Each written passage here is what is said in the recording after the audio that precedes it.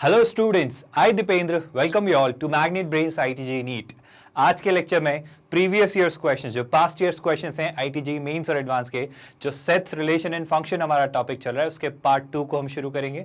कई सारे क्वेश्चंस हमने लास्ट लेक्चर में डिस्कस किए, आज भी काफी कुछ क्वेश्चन डिस्कस करेंगे और ऐसे काफी सारे लेक्चर्स में हम past years questions of JEE mains and advance इस टॉपिक से जो भी पूछे गए, इस चैप्टर से जो भी पूछे गए कंप्लीट करेंगे और डिस्कस करेंगे। But apart from that students, क्या आप जानते हैं मैग्नेट ब्रेन इकलौता ऐसा प्लेटफॉर्म है जो free of cost 100% quality online education provide करता है ऑलमोस्ट हर अलग अलग सेगमेंट और सेक्टर में, from K to 12 for example all the competitive exams such as government exams की तैयारी, CUET, NTSC, Olympiad, IT, JEE, NEET, इन सारे सेगमेंट्स में मैग्नेट ब्रेन्स अपने प्लेटफॉर्म www.magnetbrains.com के थ्रू आपको 100% फ्री, यानी कोई सब्सक्रिप्शन नहीं है, कोई चार्जेस नहीं है, कोई हिडन कॉस्ट नहीं है, कोई पेड ट्रायल मॉड ऐसा वर्जन नहीं है। आप पूरे तरीके से पूरे programs free of cost access कर सकते हैं विद मैग्नेट ब्रेन्स प्लेटफॉर्म के थ्रू, या फिर हमारे YouTube चैनल पर भी यही सारी चीजें same as it is replicate होती हैं। तो हमारे YouTube चैनल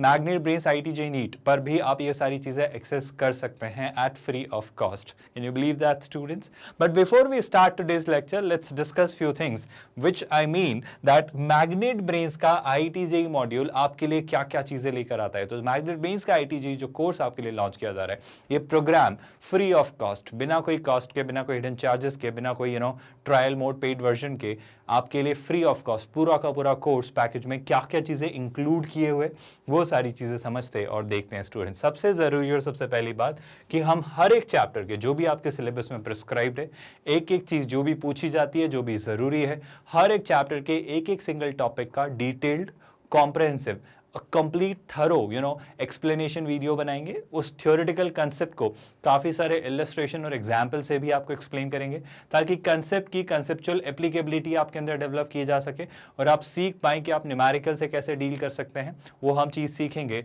हर कंसेप्ट के, हर एक चैप्टर के, एक एक टॉपिक के डिटेल्ड एक्सप्लेनेशन वीडियोज़ के थ्रू। ना सिर्फ ये स्टूडेंट्स, बल्कि हर एक टॉपिक के कंप्लीशन पर उस टॉपिक की practice sheet, practice problem sheet PDF format में आपको मैग्नेट ब्रेन्स की वेबसाइट पर फ्री ऑफ कॉस्ट, ये सारी चीजें फ्री ऑफ कॉस्ट ये अपलोड की जाएगी और उस प्रैक्टिस शीट को आप प्रैक्टिस कर सकते हैं टॉपिक के कंप्लीशन के बाद, so that you can ensure कि आपने जो टॉपिक पढ़ा उसको आपने और कंसोलिडेट कर लिया है और मजबूत कर लिया है। ना सिर्फ ये स्टूडेंट्स, बल्कि उस प्रैक्टिस शीट का, उस DPP का भी वीडियो सॉल्यूशन आपके लिए क्रिएट होगा, यानी इस प्रैक्टिस शीट का वीडियो सॉल्यूशन आपके लिए क्रिएट होगा और वो सारे क्वेश्चंस आप एक बार वेरीफाई, वैलिडेट कर सकते हैं और देख सकते हैं कि उसके सॉल्यूशन कैसे और बेहतर बनाए जा सकते थे। अगर आपके आंसर्स वेरी कर रहे हैं तो वो भी आप चीज़ें क्रॉस चेक, क्रॉस एग्जामिन कर सकते हैं और अच्छे ऑल्टरनेटिव सॉल्यूशंस, अप्रोचेस आप देख सकते हैं, अपने टीचर से सीख सकते हैं। तो हम DPPs के वीडियो सॉल्यूशंस भी आपके लिए क्रिएट करेंगे। ना सिर्फ ये स्टूडेंट्स, बल्कि हम हर चैप्टर पे through these different means, illustrations, examples, practice questions, MCQ, practice sheets, past years questions, previous years question जो आपकी हैं, या फिर इसके अलावा आपके जो डाउट्स हैं, आपके चैप्टर वाइज जो टेस्ट हैं, या फिर इवन आपके मॉक्स, या फिर आपका जो वन शॉट रिवीजन होगा उसमें डिस्कस किए क्वेश्चंस, इन सब के थ्रू हम maximum number of questions practice करेंगे, सो दैट ये इंश्योर्ड रहेगी आपकी तैयारी बहुत अच्छे तरीके से चल रही है। हम हर एक पहलू को टच कर रहे हैं, हर एक एंगल को एक्सप्लोर कर रहे हैं और आपके पूरे चैप्टर को थॉरली, कंप्लीटली स्टडी कर रहे हैं एप्लीकेशन बेस्ड मोड में, यानी न्यूमेरिकल्स की हम ज़्यादा से ज़्यादा प्रैक्टिस पर एम्फेसिस रखेंगे, क्योंकि IIT JEE एक ऐसी एग्जाम है स्टूडेंट जहाँ पर आपके एप्लीकेशंस चेक किए जाते हैं, जहाँ पे आपकी एप्लीकेबिलिटी कंसेप्ट्स की चेक की जाती है और वो चेक की जाती है, वो एसेस की जाती है क्वेश्चंस न्यूमेरिकल्स की हेल्प से। विद दैट स्टूडेंट्स, एक और चीज जो खास आपके लिए की जा रही है, that's past years questions of JEE mains and advanced. जी हाँ, आप अपने IIT JEE मेंस और एडवांस के प्रीवियस ईयर्स क्वेश्चंस जो आए हैं, हम उन्हें भी डिस्कस करेंगे, जो कि एक्चुअली आपके सेशंस अभी फिलहाल सेट्स, रिलेशन एंड फंक्शन में चल रहे हैं। तो हम उन्हें डिस्कस करेंगे, क्वेश्चन समझेंगे कि देखो प्रीवियस ईयर्स के ट्रेंड्स ऐसे थे, इस तरह के क्वेश्चंस आते हैं, लेवल होता है, ये थॉट प्रोसेस होती है, जो आपको थ्योरी पढ़ाई गई है उन कंसेप्ट्स को देखो IIT JEE भी वैसे ही यूज करता है जो सब हम आपको सिखा रहे हैं, इलस्ट्रेशंस, एग्जांपल्स, अलग अलग प्रैक्टिस शीट्स के थ्रू या प्रैक्टिस क्वेश्चंस के थ्रू। ना सिर्फ ये, बल्कि आप समझ पाएंगे कि कि जेईई मेंस और एडवांस बहुत टफ एग्जाम नहीं है अगर इसकी तैयारी सही तरीके से की जाए और एग्जाम को अच्छे से समझा जाए। With that students, previous years questions के साथ साथ आप यकीन करिए आपके सारे डाउट्स तक एड्रेस होंगे, आपके सारे डाउट्स भी रिजॉल्व होंगे। यानी आपके जो भी परेशानियां हैं, आपके जो भी कंसर्न्स हैं, जो भी न्यूमेरिकल हैं, जो भी जेनेरिक कोई इशू है, आपके हर एक कंसर्न को एड्रेस और एक्नॉलेज किया जाएगा। कोई जनरल सी क्वेरी है, कोई छोटा मोटा डाउट है, आप बेशक कमेंट में लिख सकते हैं, उन्हें हम डेफिनेटली आने वाले लेक्चर में रिजॉल्व करेंगे। आपके कमेंट्स हम रेगुलरली चेक करते रहते हैं, पढ़ते रहते हैं और उन्हें हम डेफिनेटली आंसर करेंगे। अपार्ट फ्रॉम दैट स्टूडेंट्स, आप हमेशा याद रखिए कि अगर कोई न्यूमेरिकल है, कोई प्रॉब्लम है जो आपको बॉदर कर रहा है, जो परेशान कर रहा है, तो वो डाउट्स भी आप हमें फॉरवर्ड कर सकते हैं। आप इस वीडियो के डिस्क्रिप्शन में जब जाएंगे तो आपको एक लिंक दिखाई देगा, आस्क मी योर डाउट। इस लिंक पर क्लिक करिए स्टूडेंट्स। इस लिंक पर जब आप जाएंगे तो आपको आस्क मी योर डाउट में एक फॉर्म ओपन होगा। उस फॉर्म में आप सीधे सीधे अपना डाउट हमें फॉरवर्ड कर सकते हैं। डाउट फॉरवर्ड करते वक्त कुछ छोटी मोटी चीज़ों का ध्यान रखिए स्टूडेंट्स। डाउट का फोटोग्राफ सिंपल रखिए, डाउट का फोटोग्राफ एक अच्छे रिजोल्यूशन में फॉरवर्ड करिए हमें।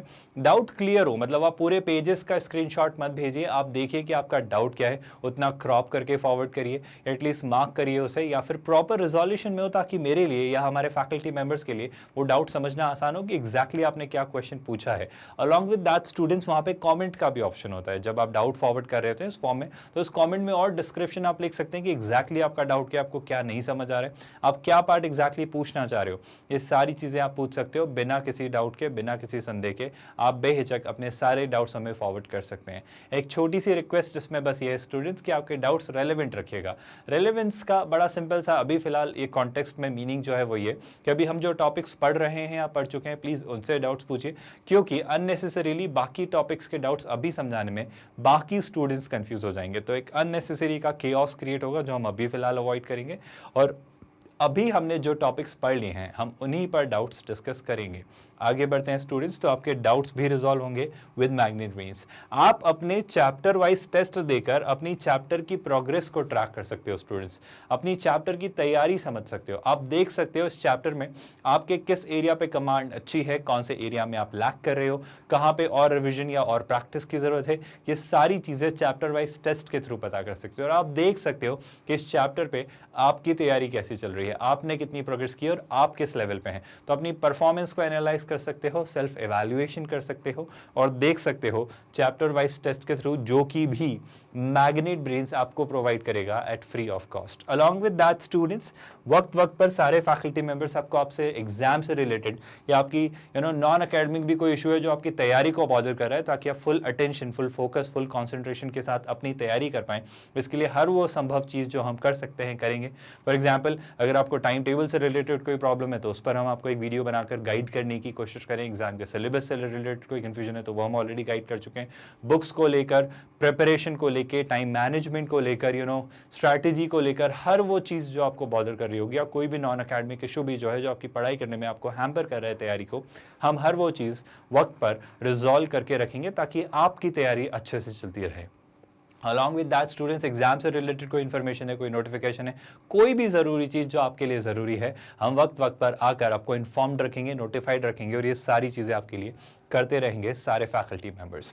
सबसे खास और सबसे ज़रूरी बात students, one of the most important things, कि आपके वन शॉट रिवीजन भी क्रिएट किए जाएंगे। यानी ओवरऑल जब ये चैप्टर कंप्लीट हो चुका है, जब आपको एग्जाम के वक्त पूरा का पूरा चैप्टर रिवाइज करना होगा, क्योंकि जनरली उस वक्त एंजाइटी बहुत ज़्यादा होती है, स्टूडेंट्स काफ़ी एंशियस होते हैं, काफ़ी हड़बड़ाए से हुए होते हैं कि सर ये हुआ है, वो हुआ है, वो हुआ है कि नहीं, किया सब होगा हमने हर चीज़ से पढ़ी होगी, पर बेशक उस वक्त थोड़ी सी घबराहट होती है कि सर ये हुआ या नहीं, वो एक बार रिवाइज कर लेते हैं, वो एक बार देख लेते हैं। तो बिल्कुल निश्चिंत रहिए, आपके लिए सारे सब्जेक्ट्स के एक एक सिंगल चैप्टर के complete detailed precise, concise, one short revision with a lot of examples and illustrations in previous years questions लाए जाएंगे और obviously वहाँ पे उन questions के थ्रू आप हर चैप्टर को एक बार दोबारा रिवाइज कर सकते हो in a short manner। But definitely याद रखिए स्टूडेंट्स कि इन सब के बाद वो चीज़ की जाए। कभी भी ये मत समझिए कि सर इतनी मेहनत क्यों करना, ये सब क्यों करना। आप जब वन शॉट रिविजन दे ही रहे हो तो उसी को देख के तैयारी कर लेंगे ना। आप हमेशा याद रखिए शॉर्टकट्स काम नहीं करते हैं, आपको एक प्रोसेस से गुजरना होगा, आपको एक स्टेप बाय स्टेप चीज़ दोहरानी होगी। तो आपको हर एक चीज़ जब पता होगी तब जाकर आप उस वन शॉट रिवीजन का मेन निचोड़, उसका सार समझ पाएंगे। वरना ये बिल्कुल निरर्थक है, मतलब इसका कोई सेंस ही नहीं है, ये बिल्कुल मतलब इसका कोई मतलब ही नहीं निकलेगा, ये आपको बहुत अच्छे से समझ नहीं आएगा, और आ भी जाएगा तो आप उसको कंप्लीटली ऑप्टिमली यूटिलाइज नहीं कर पाओगे। दैट्स द होल पॉइंट, है ना। अपार्ट फ्रॉम दैट स्टूडेंट्स, आप एग्जाम में अच्छा परफॉर्म कर सकते हो, एग्जाम में अपने स्कोर को ऑप्टिमाइज कर सकते हो, अच्छी रैंक ला सकते हो और बेहतर परसेंटाइल ला सकते हो अगर उस एग्जाम को आप बार बार अटेम्प्ट करेंगे। अब बार बार कैसे अटेम्प्ट किया जा सकता है स्टूडेंट्स, बड़ा आसान सा तरीका है, आप मॉक्स देंगे, आपके लिए Magnet Brains IIT JEE mains और एडवांस के मॉक्स लेकर आएगा, और उसके थ्रू आप अपने अलग अलग मॉक्स देकर, ऑब्वियसली शुरुआत में कम स्कोर आएगा, अच्छा नहीं आएगा, क्योंकि तब आप एग्जाम को समझ रहे होंगे, है ना।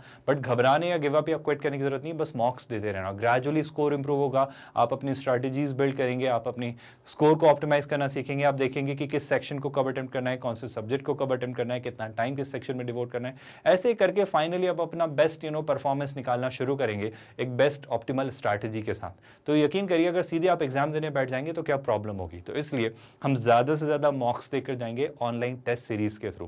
Can you believe that students, ये सारी की सारी चीज़ें आपकी IIT JEE मेंस और एडवांस की तैयारी करवाने के लिए मैग्नेट ब्रेन्स लेकर आता है at free of cost, at zero cost, बिना कोई सब्सक्रिप्शन के, बिना कोई हिडन कॉस्ट के, बिना कोई हिडन चार्ज या ट्रायल वर्जन या पेड वर्जन के। तो आप पूरे तरीके से free of cost online quality education IIT JEE में भी अचीव कर सकते हैं विद दिस मॉड्यूल। तो आज का लेक्चर स्टूडेंट्स फाइनली अब शुरू करेंगे और देखेंगे कि आज आपके पास प्रीवियस ईयर्स क्वेश्चंस में क्या क्या चीज़ें निकल कर आती हैं।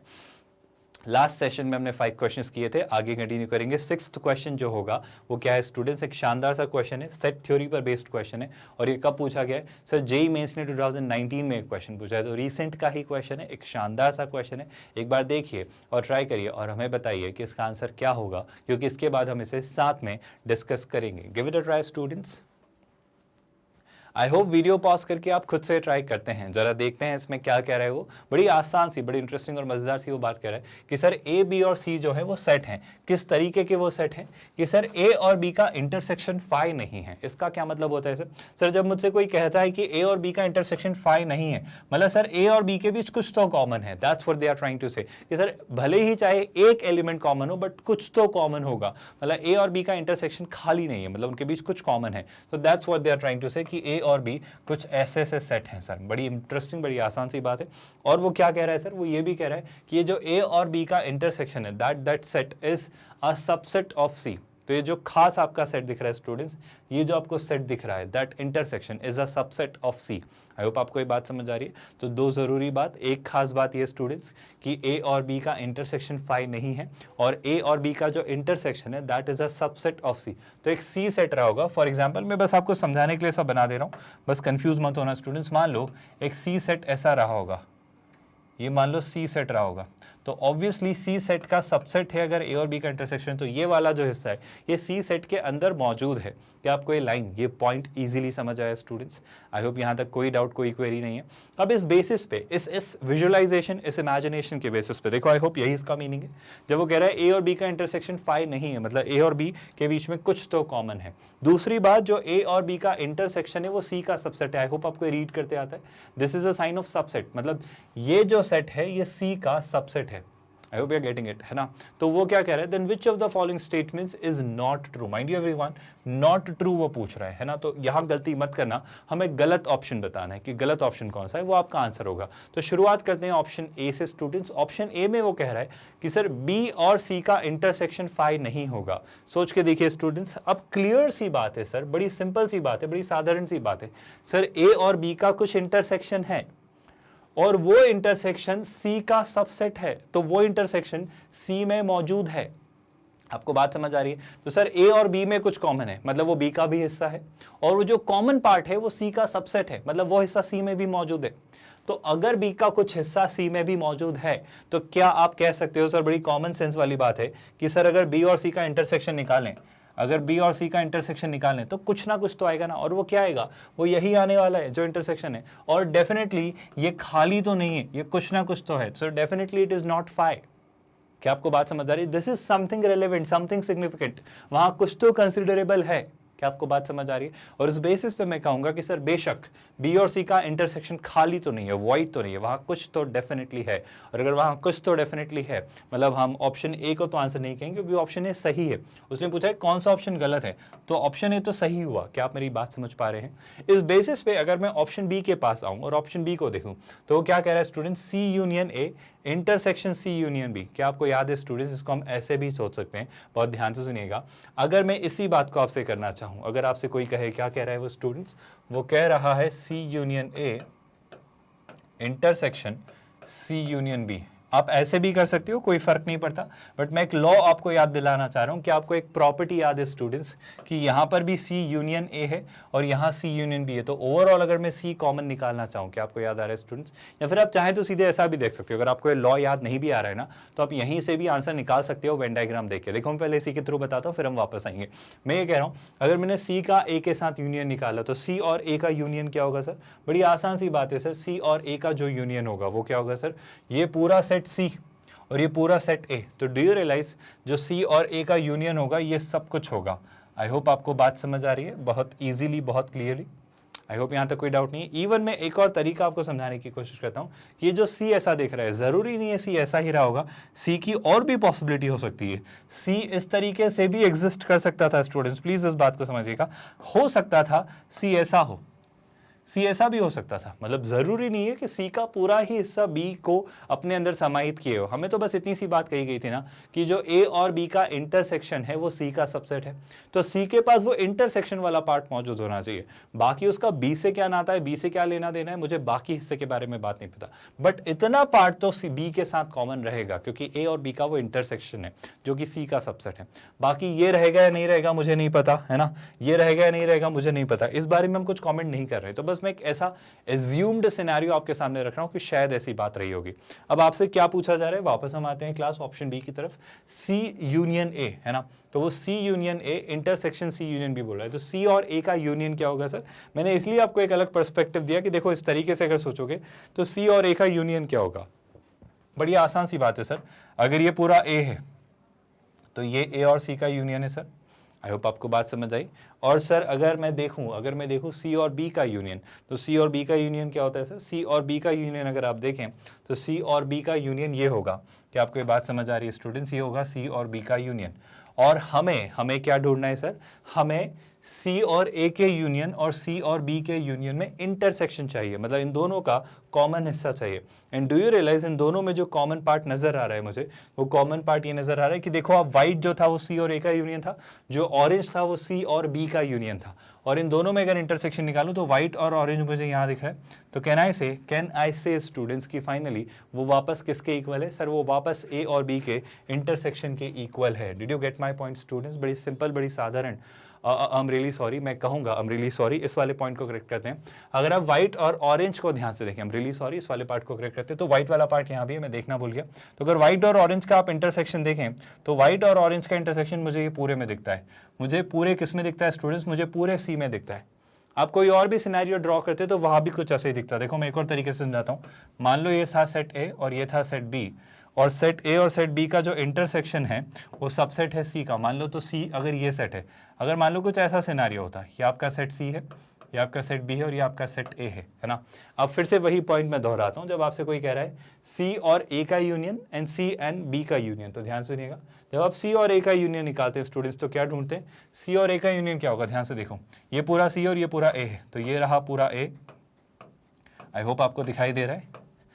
और सी और बी का जब आप यूनियन निकालेंगे स्टूडेंट्स, तो इस केस में सी और बी का यूनियन क्या आएगा? सी और बी, तो बी पूरा कंप्लीटली सी का सबसेट है, तो ये हो जाएगा सी एंड बी का यूनियन। अगर इस सिनेरियो में जब सी बी का सुपर सेट है ना, एक सिनेरियो वो देखा था जब सी बी को पार्शियली ओवरलैप कर रहा था, यहाँ पे कुछ जोन छूट जा रहा था। मैं पर्सपेक्टिव दे रहा हूँ कि ऐसा हो या वैसा कोई फर्क नहीं पड़ता, है ना। और वेन डायग्राम से चीजें इमेजिन करना है कितना आसान है, मैं वो आपको समझाना चाह रहा हूँ। तो सर इस केस में भी अगर आप पूछें कि सी और ए के यूनियन में, सी और ए के यूनियन में और सी और बी के यूनियन में क्या कॉमन है, उनका इंटरसेक्शन क्या है। तो सर क्लियरली जहां ऑरेंज, जहां ये येलो और जहां ये व्हाइट लाइन ओवरलैप कर रही है, मतलब जहां ये दोनों दिख रही हैं, जहां पर दोनों कॉमन है वो हिस्सा, और वो हिस्सा क्लियरली मुझे कहाँ दिख रहा है सर, वो हिस्सा मुझे क्लियरली सेट सी के अंदर दिख रहा है। और सेट सी के अंदर दिख रहा है मतलब मैं क्या करूंगा, ये किसके इक्वल है, सी के। यहाँ से भी आप देखें तो ये किसके इक्वल है स्टूडेंट, सेट सी के, क्योंकि ये जो ऑरेंज और व्हाइट वाला पार्ट है ये सेट सी पर ही दिख रहा है।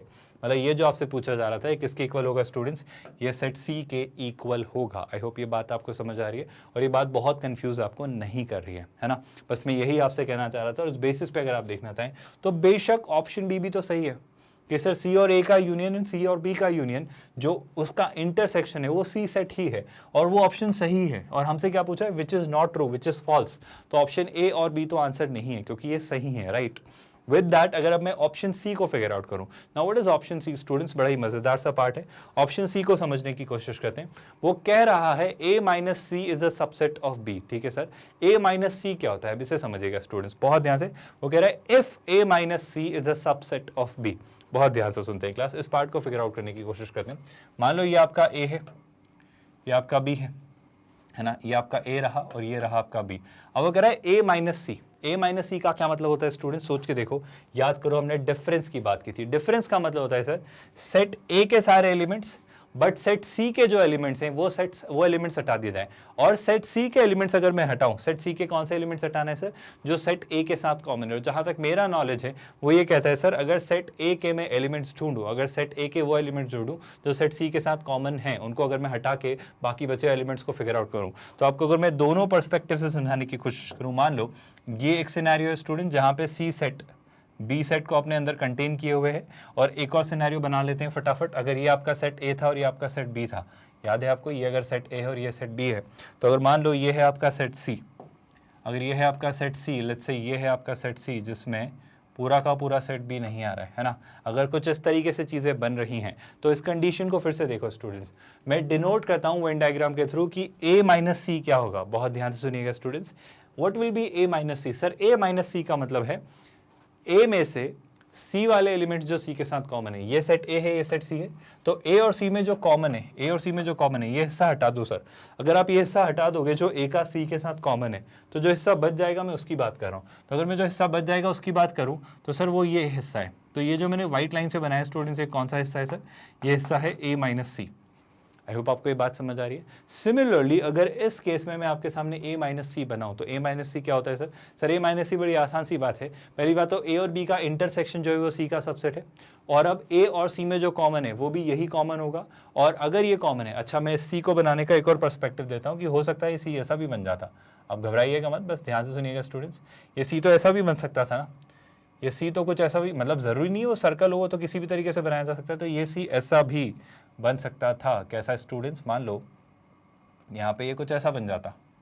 मैं ऐसा क्यों बना रहा हूँ स्टूडेंट्स, क्योंकि मैं कहना चाह रहा हूँ कि ज़रूरी नहीं है कि सी बस बी के ही बाहर हो, सी अपने अंदर कुछ ए का हिस्सा भी रख सकता है। बस हमें तो क्या इंश्योर करना है कि जो ए और बी का इंटरसेक्शन है वो सी का सबसेट हो। हाँ बेशक सर जो ए और बी का इंटरसेक्शन है उसने वो सी के अंदर इंक्लूडेड है। आई होप ये बात आपको बहुत कंफ्यूजिंग नहीं लग रही है और ये बातें आसानी से समझ आ रही हैं।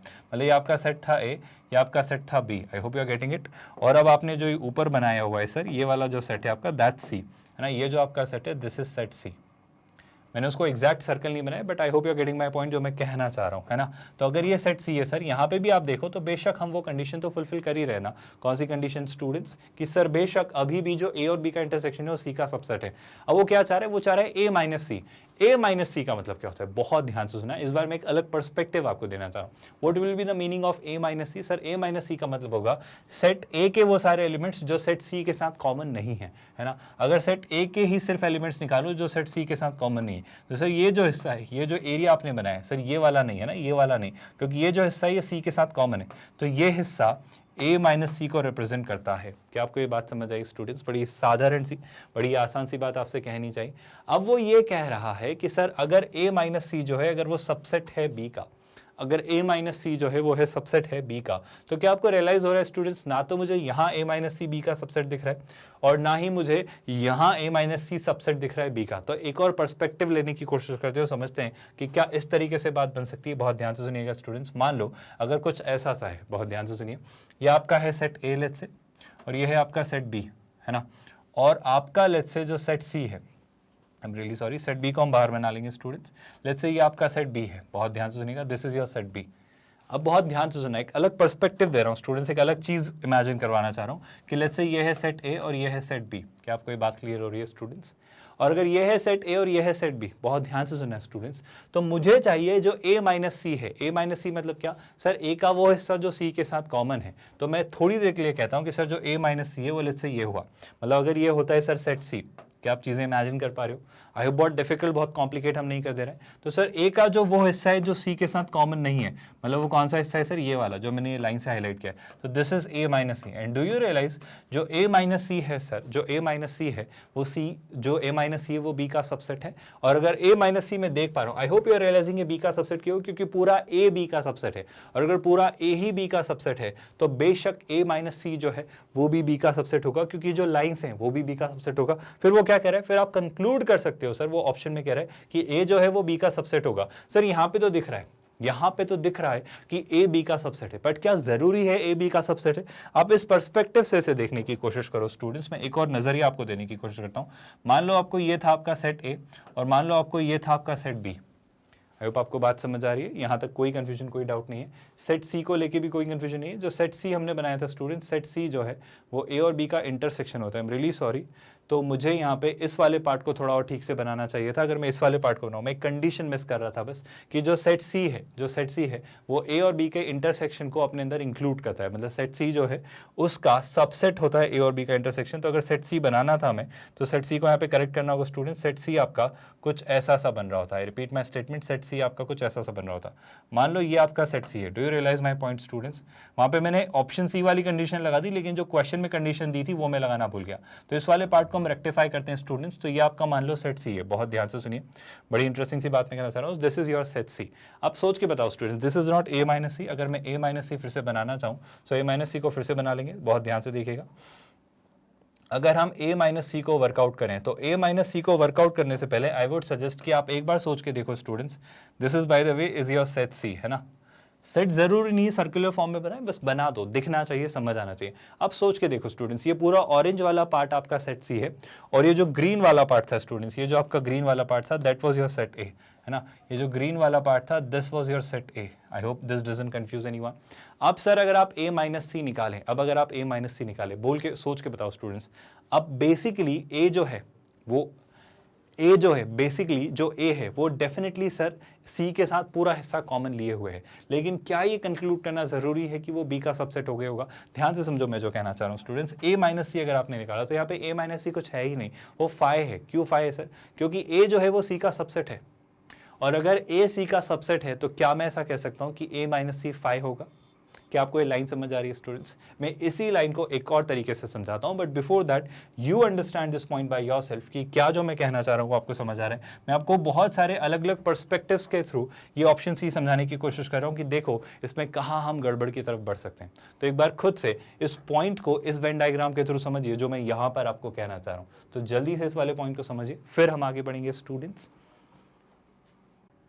देखो मैं बड़ी आसान सी बात आपको समझाना चाह रहा हूं स्टूडेंट्स कि अगर आप समझ रहे हैं, आई होप आपने भी इसे वर्कआउट करने की कोशिश की कि सर जब ऑलरेडी ए सी का सबसेट है तो कैन आई से सर कि अगर ए ऑलरेडी सी का सबसेट है तो यहाँ ए माइनस सी निकलना मुश्किल है, मतलब ए माइनस सी फाई होगा। मुश्किल क्या बोलेंगे? यू मैं इसलिए कह रहा हूं ये क्योंकि समझो सर ये ए है और ये पूरा सी है, ऐसे समझ लो स्टूडेंट्स। मैं अलग अगर से बताऊं तो ये ए है और ये पूरा सी है, इट्स लाइक दैट, है ना। अब सर a माइनस सी निकालें तो सर a का वो हिस्सा जो c के साथ कॉमन नहीं है, सर a पूरा का पूरा c के साथ कॉमन है, और अगर a पूरा का पूरा c के साथ कॉमन है तो मैं a का वो हिस्सा कैसे ढूंढूंगा जो c के साथ कॉमन नहीं है? On that basis can I conclude कि यहाँ पे जो a माइनस सी फाई है, एनीवे अगर a माइनस सी फाई है हमें इस बात से फर्क नहीं पड़ता। क्या फाई b का सबसेट है? बिल्कुल है। तो क्या उस केस में मैं कहूंगा कि a जो है वो b का सबसेट होगा? सर इस केस में तो है। आई होप आपको बात समझ आ रही है। पहली बात, a माइनस सी क्या है सर? a माइनस सी आया फाई। क्या फाई b का सबसेट है? हाँ सर फाई जो है वो b का सबसेट है। तो अगर फाई b का सबसेट है तो ऑप्शन सी कह रहा है कि a जो है वो भी b का सबसेट होगा। हाँ सर इस नजरिए से देखा जाए तो दिख रहा है, बट क्या जरूरी है ऐसा हर बार हो? मैं वही पर्सपेक्टिव तक आपको पहुंचाने की कोशिश कर रहा हूँ कि देखो ऐसा हर बार हो जरूरी नहीं है। मैं ऐसा इसलिए कह रहा हूँ, बहुत ध्यान से सुना स्टूडेंट्स। मान लो ये आपका सेट हुआ b, बहुत ध्यान से सुना, this is your set b। बहुत इंटरेस्टिंग सी बात आपसे कहना चाह रहा हूँ। And let's say this is your set A for a while, this let's say is your set A for a while. I hope ये बात आपको कंफ्यूज नहीं करती है। और ये मैं कहना चाह रहा हूँ कि जो a माइनस सी है, और ये जो मान लेते हैं हम स्टूडेंट्स, ये आपका सेट सी है ना, this is let's say is your set C. I hope आपको दिख रहा है जो मैं बनाना चाह रहा हूँ। मैं एक और तरीके से बना देता हूँ कि मान लो ये जो सेट है, this is the set C. I hope ये अब आपको दिख रहा है, ये आपका सेट सी है स्टूडेंट्स। ये जो मैं वाइट कलर से बना रहा हूँ आपके सामने, ये मान लेते हैं आपका सेट ए है। आई होप आप रियलाइज कर पा रहे हो, और वो सेट था अभी। अब आप बताओ सोच के a माइनस से क्या होगा, और आपके सारे अजम्पशंस क्लियर हो जाएंगे with this example, with this possibility. ध्यान से सुनिएगा स्टूडेंट्स, अगर यहाँ इस पर्सपेक्टिव से मैं a माइनस सी निकालूं तो a का वो हिस्सा सर जो c के साथ कॉमन है वो हटा दो। तो a का वो हिस्सा जो c के साथ कॉमन है वो ये है, वो हटा दिया, तो बच क्या गया सर, बच ये गया। तो ये जो व्हाइट शेडेड रीजन है, this is a minus C. Sir क्या a माइनस सी बी का सबसेट है? बेशक सर, जो a माइनस सी है वो पूरा का पूरा b के अंदर लाई कर रहा है, तो बेशक जो a माइनस सी है वो b का सबसेट है। तो वो कह रहा है if a minus C is a subset of b, then it would be true कि सर जो आपका a सेट है वो भी b का सबसेट होगा। वो यही कहना चाह रहा है स्टूडेंट्स। ऑप्शन देखो ध्यान से, ऑप्शन सी में वो लिख रहा है कि हाँ सर, अगर a माइनस सी बी का सबसेट है तो a भी b का सबसेट होगा। क्या आप देख पा रहे हो? मुझे तो ऐसा नहीं दिख रहा है सर कि a जो सेट है वो b का सबसेट है। क्या आपको दिख रहा है? क्योंकि सर a का अभी भी बहुत सारा हिस्सा बाहर है जो b का हिस्सा नहीं है, वो b के अंदर नहीं आ रहा है। और इस बेसिस पे मैं कहूंगा कि सर a तो b का सबसेट नहीं है। कोई सेट सबसेट कब होता है? जब वो पूरा का पूरा सेट b के अंदर होता, तभी तो वो सबसेट होता। सर a का कुछ हिस्सा तो b के बाहर है। तो मैं आपको यही पर्सपेक्टिव बहुत देर से रियलाइज करवाने की कोशिश कर रहा था कि देखो ऐसा भी तो बन सकता है। तो बस it is all about thinking beyond your imagination कि हाँ ऐसा भी हो सकता है, वैसा भी हो सकता है। तो तरीके सोचने पड़ेंगे। तो बेशक ऑप्शन सी में पॉसिबिलिटी है, क्योंकि ऑप्शन सी काफी हद तक क्लोज दिख रहा है कि सर इतना ऐसी चीजें ऐसे एकदम से थोड़ी हो जाएंगी। तो बेशक हम कहेंगे कि ऑप्शन सी गलत है। ऑप्शन सी में ऐसा जरूरी नहीं कि ऐसा हो, मतलब हो भी सकता है कि ऐसा होने पर ऐसा हो, बट जरूरी नहीं है कि ऐसा हो तो ऐसा ही होगा। वो कंक्लूड कर रहा है कि सर अगर ऐसा हुआ तो ऐसा हुआ। सो ऐसा रूल नहीं बना सकते। I hope you are getting my point. बड़ी आसान सी बात है सर। डेफिनेटली इस केस में तो ये ट्रू था, यहाँ पे तो ट्रू था सर, लेकिन यहाँ पे ट्रू होने का मतलब ये थोड़ी था कि सब जगह ट्रू है। वो तो कह रहा है सब जगह ट्रू होगा, मतलब जब जब जब जब आपका a माइनस सी बी का सबसेट होगा तब तब a भी आपका b का सबसेट होगा। क्या ऐसा कंक्लूड करना सही है स्टूडेंट्स? मेरे ख्याल से अगर आप इस सिनेरियो को एक्सप्लोर करें तो नहीं। तो क्या आपको ये बात समझ आई कि ऑप्शन सी आपका गलत है, इसलिए ऑप्शन सी आपका क्या होगा स्टूडेंट्स? आंसर। बट अगर मैं ऑप्शन डी को भी थोड़ी देर के लिए एक्सप्लोर करना चाहूँ, समझना चाहूँ कि ऑप्शन सी में क्या दिया गया है, क्या ऑप्शन सी को भी समझ सकते हैं? बहुत ध्यान से सुनिएगा स्टूडेंट्स। ऑप्शन सी में वो क्या लिख रहा है उसे देखते हैं। ऑप्शन सी में लिख रहा है सर अगर a माइनस बी सी का सबसेट है, ठीक है सर। सर एक बात कहूँ, a माइनस बी सी का अगर सबसेट बना, अगर a माइनस बी को c का सबसेट बनाए, तो आप समझो स्टूडेंट्स, हमने तो पहली बात ये पढ़ी है, क्वेश्चन में क्या दिया जा रहा था सर? क्वेश्चन में दिया जा रहा था कि सर ये जो a और b का इंटरसेक्शन है, ये जो a b का इंटरसेक्शन है वो तो c का सबसेट है ही। मतलब जो c आएगा सर, वो c इसको तो अपने अंदर इंक्लूड करेगा ही करेगा। क्या आपको ये बात समझ आई स्टूडेंट्स? मैं बस वो हिस्सा देख रहा हूँ सी का कि सी कहाँ कहाँ होगा। तो क्वेश्चन में क्या बोला गया था? क्वेश्चन में इंफॉर्मेशन दी थी कि ए और बी का जो इंटरसेक्शन है वो बी का सबसेट है। तो पहली इंफॉर्मेशन तो ये थी हमारे पास। तो इस इंफॉर्मेशन को देखें तो मैं कहूँगा कि सर सी सेट अपना एग्जिस्टेंस इस हिस्से में तो रखेगा, मतलब इन एलिमेंट्स के ऊपर सी सेट तो हो गई होगा। फिर उसने दूसरी इंफॉर्मेशन आपको ऑप्शन डी में दी। ऑप्शन डी में जो इन्फॉर्मेशन दे रहा है वो क्या दे रहा है सर? कि ए माइनस बी जो है वो सी का सबसेट है। आप मुझे बता सकते हो ए और बी का डिफरेंस जो होगा, a माइनस बी जो होगा वो क्या होगा? सर बड़ी आसान सी बात है, आप ध्यान से देखो, a माइनस बी क्या है? अगर ये सेट a है और ये b है, तो ये जो हिस्सा है स्टूडेंट्स, ये कौन सा हिस्सा है सर? ये है a माइनस बी। और अगर ये है a माइनस बी जो कि c का सबसेट है, तो c अपना वजूद एटलीस्ट यहां भी रखेगा। क्या आपको बात समझ आई स्टूडेंट्स? में बड़ी आसान सी बात कहना चाह रहा हूं कि C अपनी मौजूदगी इस हिस्से में भी रखेगा और C अपनी मौजूदगी इस हिस्से में भी रखेगा। क्यों रखेगा सर? क्योंकि ये जो हिस्सा है कौन सा? A माइनस बी, वो C का सबसेट है। और ये जो हिस्सा है कौन सा? A इंटरसेक्शन B, ये भी C का सबसेट है। और अगर ये और ये हिस्से सी के सबसेट हो गए ना, मतलब ये कौन सा हिस्सा है? Only A. ये कौन सा हिस्सा है? A and B. तो अगर ये दोनों हिस्से सी के सबसेट हुए तो क्या मैं बिना किसी हेजिटेशन के कह सकता हूं सर कि ए पूरा का पूरा सी के अंदर है? क्योंकि जो जो चीजें ए के पास थी उसको सी ने इंक्लूड कर लिया। सर ओनली ए को सी ने ले लिया ए माइनस बी बोल के। सर ए इंटरसेक्शन बी को सी ने ले लिया, ए इंटरसेक्शन बी सबसेट सी का बना के। तो पूरा का पूरा ए तो सी ने ले लिया। तो पूरा का पूरा अगर ए सी ने ले लिया तो बेशक सर सी या तो कुछ ऐसा सा होगा यहीं पे, या फिर कुछ ऐसा सा होगा। तो सी कुछ ऐसा सा इन अ बेस्ट केस, और in a worst case C minimum ऐसा तो हो गई होगा, क्योंकि सी को यहाँ तो होना ही पड़ेगा, क्योंकि अगर सी यहाँ नहीं हुआ तो वो इसको स्किप कर सकता है या फिर इसको स्किप कर सकता है, तो बेशक मिनिमम इसे सी या फिर इसे सी होना ही पड़ेगा। ये तो बेस्ट केस है कि ऐसा हुआ तो फिर बात बनी गई, बट मिनिमम ए सेट के ऊपर तो सी हो गया होगा, ए सेट से छोटा नहीं होगा। क्योंकि आप सोचो अगर वो ए सेट से छोटा हुआ होता, इमेजिन करो स्टूडेंट्स, अगर मान लो सी आपका ऐसा हुआ होता, तो आप सोच पा रहे हो ये वाला जो हिस्सा है, ये वाला जो हिस्सा है, ये बाहर आ जाता, फिर उस केस में a माइनस बी सी का सबसेट नहीं बन पाता। बस इतनी सी बात मैं आपको कहना चाह रहा हूं कि डेफिनेटली मिनिमम पूरे a को तो c अपने अंदर इंक्लूड करेगा, और अगर पूरे a को इंक्लूड करेगा c अपने अंदर, तो मैं कहूंगा कि सर जो आपका सेट a है वो अनडाउटेडली c सेट का सबसेट है। आई होप आपको ये बात समझ आई कि ऑप्शन डी तो बिना किसी डाउट के, बिना किसी कंफ्यूजन के ट्रू है, और ऑप्शन डी ट्रू है तो वो हमारा आंसर नहीं है, क्योंकि हमें नॉट ट्रू पूछा जा रहा था स्टूडेंट्स, और उस बेसिस पे हम कहेंगे ऑप्शन सी। एक अच्छा क्वेश्चन था, एक शानदार सा क्वेश्चन था। मेरा सजेशन है कि अगर ऑप्शन सी को आप वेरीफाई नहीं कर पा रहे थे तो ऑप्शन ए, बी और डी को चेक कर लेते, वो बहुत ईजिली दिख जाते, क्योंकि ऑप्शन सी में एक ऐसा केस आता है जो कि गलत था, और वो केस एक्सप्लोर करना ट्रिकी पार्ट था, वो ये खास केस था। तो यहां तक शायद आते आते आपका दिमाग थॉट वो नहीं डेवलप कर पाता, but I am very sure option A, B और डी क्वाइट एपेरेंट थे, मतलब बहुत एविडेंट से थे कि हाँ ये सही है, इनमें कोई डाउट नहीं। तो ऑप्शन ए, बी और डी तो हमें समझ आ रहे थे, उस बेसिस पे भी सी को मार्क कर सकते थे, या फिर सी को अगर इस तरीके से सोचते तो भी आप एक्सप्लोर कर सकते थे। मैंने बस सारे तरीके, सारे पर्सपेक्टिव आपको देने की कोशिश की कि वेन डायग्राम के थ्रू चीजें कैसे हो सकती हैं। विद दैट स्टूडेंट्स अब हम बढ़ेंगे नेक्स्ट क्वेश्चन की तरफ, क्वेश्चन नंबर 7। इसमें मैथमेटिकल रीजनिंग एक कंसेप्ट यूज होगा स्टूडेंट्स, तो आप पहले से अटेम्प्ट करें। मैं आपको एक कंसेप्ट सिखाना चाह रहा हूं, फिर हम इस कंसेप्ट पर, इस क्वेश्चन पर आएंगे, जो मैं चाहूंगा आप खुद अटेम्प्ट करें। But before you understand this, I'd like to tell you this rule, है ना। डी मॉर्गन का ये रूल है स्टूडेंट्स, बेसिकली डी मॉर्गन का लॉ है जो कि सेट थ्योरी में अप्लाई होता है, और ऐसा कैसा रूल, ये जो लॉ या रूल जिसे आप कहते हैं, यही रूल एज इट इज आपका यहाँ भी अप्लाई होता है मैथमेटिकल रीजनिंग में। तो दोनों जगह, रादर आई वुड से और भी जगह यूज होता है। तो एक टॉपिक पढ़ेंगे हम बहुत इंटरेस्टिंग सा स्टूडेंट्स, मैथमेटिकल रीजनिंग। ये इतना आसान, इतना इंटरेस्टिंग और इतना अच्छा स्कोरिंग टॉपिक है कि IIT JEE मेंस और एडवांस भी डायरेक्टली बट मेंस तो डेफिनेटली एक क्वेश्चन इस पर पूछता ही है। बहुत इजी सा टॉपिक है, बहुत मज़ेदार सा टॉपिक है, और बहुत सिंपल सा टॉपिक है। तो कुछ हो या ना हो, इस टॉपिक से तो एक क्वेश्चन आप करके आएंगे ही आएंगे। इसका एक क्वेश्चन आएगा और वो आप सब करके आएंगे। वो इतना इजी और इतना इंटरेस्टिंग और इतना सिंपल सा टॉपिक है, तो वो हम पढ़ेंगे। बट फिलहाल के लिए मैं कहना चाह रहा हूँ कि ये जो लॉ है वो इस टॉपिक में भी लगता है, और ऑब्वियसली जो अभी तक हमने पढ़ा सेट्स, रिलेशन इन फंक्शन, वहाँ भी लगता है। तो जो आपकी सेट थ्योरी है उसमें कैसे लगता है, मैं वापस वो रिवाइज करवाता हूँ और वहां से हम आगे बढ़ेंगे।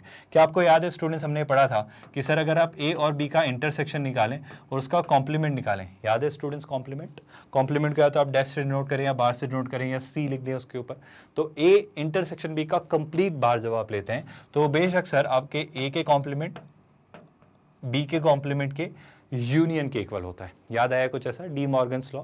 सिमिलरली एक और बात होती है स्टूडेंट्स की, अगर ए और बी का यूनियन लेकर इसका अगर आप कॉम्प्लीमेंट लें, है ना, कॉम्प्लीमेंट को लिखने का एक और तरीका क्या होता है, सी लिख दें यहाँ पर या सी की जगह डैश लगा दें। मैं बस एक अलग तरीका बता रहा हूँ ताकि आप याद रख पाए। तो ये भी आप लिख सकते हो सर, ए का कॉम्प्लीमेंट बी का कॉम्प्लीमेंट, और अगर यहाँ पर यूनियन था तो यहाँ क्या आ जाएगा सर, इंटरसेक्शन।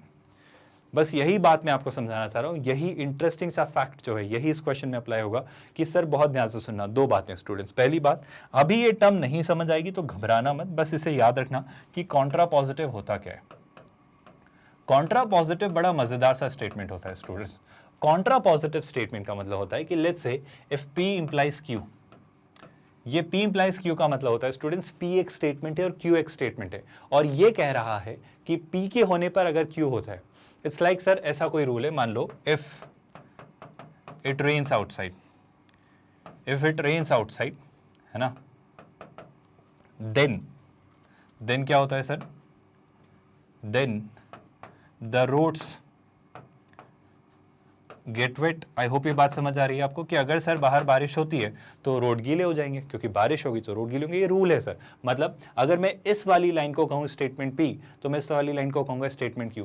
तो सर P के होने पर Q होता है, ये एक रूल है दैट P इंप्लाइज Q, मतलब happening of P leads towards happening of Q। क्या आपको ये लाइन समझ आ रही है? मतलब जब जब P होगा सर तब तब Q होगा। Whenever P happens, जब जब बारिश होती है तब तब रोड्स गीले होते हैं। बड़ी आसान सी अंडरस्टैंडेबल सी बात है स्टूडेंट्स। मैं आपको ये कहना चाह रहा हूँ कि अगर P इंप्लाइज Q है, ये एक स्टेटमेंट है स्टूडेंट्स। ये आपका क्या है सर? ये आपका एक स्टेटमेंट है ना। अब ये जो आपका स्टेटमेंट है, मतलब स्टेटमेंट P स्टेटमेंट Q को इंप्लाई करता है, तो इसका कॉन्ट्रा पॉजिटिव क्या होता है? सो कॉन्ट्रा पॉजिटिव बड़ी आसान सी बात है, अगर P इंप्लाइज Q आपको दिया हो और आप इसका कॉन्ट्रा पॉजिटिव ढूंढ रहे हो, तो कॉन्ट्रा पॉजिटिव होता है negation of Q will imply negation of P। क्या आप मेरी बात समझ पा रहे हैं स्टूडेंट्स? आई होप मैं बहुत कंफ्यूज नहीं कर रहा हूं। Negation of Q implies negation of P। अब इसमें अगर मैं P वाला पार्ट आपको दिखाना चाहूं तो P क्या था सर? P ये था इफ इट रेन्स आउटसाइड। ये क्या था आपका स्टूडेंट्स? Statement P। और इसमें Q स्टेटमेंट कौन सा था? The roads get wet. ये जो स्टेटमेंट था ये Q था। तो देखो ना, इफ और देन आपके कंजंक्शन है, मतलब if this happens then this happens. तो ये जो एरो लगा हुआ है ना, ये आपका एक स्टेटमेंट है इंप्लाइज वाला, इंप्लीकेशन वाला, मतलब if P happens then Q happens. इस तरीके से इसको लिखा जाता है। आई होप आपको बात समझ आ रही है। फॉर एग्जाम्पल एक और एग्जाम्पल देके बताता हूँ। मान लो एक और मैं A और B स्टेटमेंट लेता हूँ। मान लो A स्टेटमेंट है इफ, मतलब इफ आप बाद में लगाएंगे, India wins the match. I hope आपको ए स्टेटमेंट समझ आ रहा है। ए स्टेटमेंट क्या लिखा हुआ है? तो बी स्टेटमेंट क्या होगा स्टूडेंट्स? मान लो बी स्टेटमेंट है वी सेलिब्रेट। आई होप आपको बात समझ आ रही है। और अब मैं ये दो स्टेटमेंट है स्टूडेंट्स ना, और मैं इन दोनों स्टेटमेंट में इंप्लीकेशन रूल अप्लाई करना चाहता हूँ। इंप्लीकेशन रूल क्या है students? That A implies B. तो आप इसे कैसे लिखते हो वो समझना। ए इंप्लाइज बी को आप लिखते हो, ये ए है तो happening of this will lead towards this. मतलब अगर ये ए हुआ तो बी होगा, बी डेफिनेटली होगा। मतलब ए क्या है सर? ए हुआ मतलब if India wins the match. तो आप क्या लगा दोगे? इफ लगा दोगे। If India wins the match तो क्या होगा सर? अगर इंडिया ने मैच जीता तो हम डेफिनेटली सेलिब्रेट करेंगे। मतलब जब जब इंडिया मैच जीतता है हम सेलिब्रेट करते हैं। Then we celebrate. I hope आपको ये रूल समझ आ रहा है। बड़ा ही आसान सा रूल मैं आपको कहना चाह रहा हूँ, बड़ी आसान सी बात मैं आपको कहना चाह रहा हूँ। सो ये ऐसा कुछ एक रूल है। आई होप यहाँ तक कोई डाउट नहीं है। मैं P इंप्लाइज Q या A इंप्लाइज B का कॉन्ट्रा पॉजिटिव आपको सिखाना चाह रहा हूँ कि कॉन्ट्रा पॉजिटिव क्या होता है। तो अगर आपसे कोई कहे कि A इंप्लाइज B का कॉन्ट्रा पॉजिटिव क्या होगा, तो बड़ी इंटरेस्टिंग, बड़ी आसान सी और बड़ी सिंपल सी बात है। घबराना मत स्टूडेंट्स, इस बात को हम डिटेल में भी पढ़ेंगे। तो A इंप्लाइज B का जो कॉन्ट्रा पॉजिटिव वो होगा negation of B implies negation of A। इसका क्या मतलब होगा स्टूडेंट्स? इसका मतलब होगा, अब जो बी स्टेटमेंट है आप उसका नेगेशन लिख दीजिए। बी स्टेटमेंट क्या है? We celebrate. तो इसका नेगेशन क्या होगा? If we don't celebrate. क्योंकि नेगेशन ऑफ बी है ना, नेगेशन ऑफ बी इंप्लाई कर रहा है इस बार। नेगेशन ऑफ बी किसकी तरफ इंप्लाई कर रहा है? नेगेशन ऑफ बी इंप्लाई कर रहा है नेगेशन ऑफ ए की तरफ। मतलब बी का नहीं होना ए के नहीं होने की तरफ लीड करेगा। ये होता है कॉन्ट्रा पॉजिटिव। मतलब कोई एक स्टेटमेंट किसी और स्टेटमेंट को लीड कर रहा है, तो कॉन्ट्रा पॉजिटिव होता है जिसको लीड किया जा रहा है उसका नेगेटिव इसके नेगेटिव को लीड करेगा। आई होप ये बात आपको समझ आ रही है। So if we don't celebrate then India has not won. India does not win और इंडिया हैजंट वन, ऐसा कुछ आप कह सकते हो। इंडिया ने मैच नहीं जीता है। मतलब अगर हम सेलिब्रेट नहीं कर रहे, इसका कंक्लूजन ये कहा जा सकता है कि इंडिया ने मैच नहीं जीता है। इंडिया विंस की जगह हम क्या कर देंगे? India has not one the match. I hope आपको ये बात समझ आ रही है। सिमिलरली अगर मैं यहां कहना चाहता तो यहां पर कॉन्ट्रा पॉजिटिव क्या होगा? P था इफ इट रेन्स, Q था the roads gets wet, the roads get wet. तो negation of Q will imply negation of P। मतलब यहां पे जो आप लिखोगे contrapositive, that is negation of Q implies negation of P। मतलब वो क्या हो जाएगा students? If the roads don't get wet, है ना। तो अब Q के आगे नेगेशन लगाऊंगा, नेगेशन ऑफ Q के आगे इफ लगाऊंगा, तो क्या बोलूंगा? If the roads don't get wet. अगर रोड्स गीले नहीं है ना, if the roads don't get wet, तो मैं क्या कंक्लूड करूंगा स्टूडेंट्स? मैं कंक्लूड करूंगा कि बाहर बारिश नहीं हुई है। तो मैं क्या बोलूंगा? Then it has not rained outside. I hope ये बातें आपको बहुत ज़्यादा कंफ्यूज नहीं कर रही हैं और आपको ये स्टेटमेंट समझ आ रहे हैं। घबराना मत स्टूडेंट्स। मैथमेटिकल रीजनिंग जब हम टॉपिक पढ़ेंगे तब इन सारी बातों को और गहराई में और डिटेल में पढ़ेंगे। बट फिलहाल एक छोटा सा पर्सपेक्टिव आपको देना चाह रहा हूँ, क्योंकि हम ये क्वेश्चन सॉल्व करना चाह रहे हैं। हम क्वेश्चन सॉल्व करना चाह रहे हैं ये वाला। इससे पहले दो छोटी छोटी बातें और स्टूडेंट्स आप हमेशा याद रखें। आई होप आपको यहाँ तक चीज़ें समझ आई। एक छोटी सी बात, डी मॉर्गन्स लॉ क्यों पढ़ाना चाह रहा हूँ, बहुत ध्यान से सुना। जो आप इस कॉन्टेक्स्ट में, सेट के कॉन्टेक्स्ट में, जिसे आप कहते हो कॉम्प्लीमेंट, मैथमेटिकल रीजनिंग के कॉन्टेक्स्ट में वो बन जाता है नेगेशन। आई होप आपको बात समझ आ रही है। जिस चीज को आप कहते हो यूनियन, मैथमेटिकल रीजनिंग के कॉन्टेक्स्ट में वो बन जाता है क्या स्टूडेंट्स? और साइन को आप डिनोट करते हो ऐसे किसी वी साइन से। आई होप ये साइन वाली लैंग्वेज आपको समझ आ रही है। सिमिलरली सेट थ्योरी में जिसे आप डिनोट करते हो इंटरसेक्शन से, या जिसे आप लिंग्विस्टिकली लिखते हो एंड, उसे मैथमेटिकल रीजनिंग की लैंग्वेज में आप डिनोट करते हो इस साइन से। क्या आपको ये बातें समझ आ रही हैं स्टूडेंट्स? जैसे कि मैं आपसे कहूँ, बहुत ध्यान से सुनना, बहुत ध्यान से सुनना क्लास। एक सिंपल सा एग्जाम्पल मैं लेना चाह रहा हूँ। जैसे जैसे एक स्टेटमेंट है ना, एक स्टेटमेंट है पी, वो लिखा हुआ है इंडिया, है ना, विंस द मैच, है ना, इंडिया विंस द मैच, है ना। और क्यू स्टेटमेंट क्या है स्टूडेंट्स, आई, जैसे आई गो टू दिल्ली। ये दो स्टेटमेंट्स हैं स्टूडेंट्स, बड़े सिंपल से statement, India wins the match and I go to Delhi. अब मैं लिखना चाह रहा हूँ पी एंड क्यू। मैं क्या लिखना चाह रहा हूँ स्टूडेंट्स, पी एंड क्यू। तो पी एंड क्यू कैसे लिखेंगे, बस बीच में इनके कौन सा कंजंक्शन यूज कर लेंगे स्टूडेंट्स, एंड कंजंक्शन। और एंड कंजंक्शन क्या होगा स्टूडेंट्स, पहले आप लिख लो पी स्टेटमेंट। पी स्टेटमेंट क्या था, India wins the match.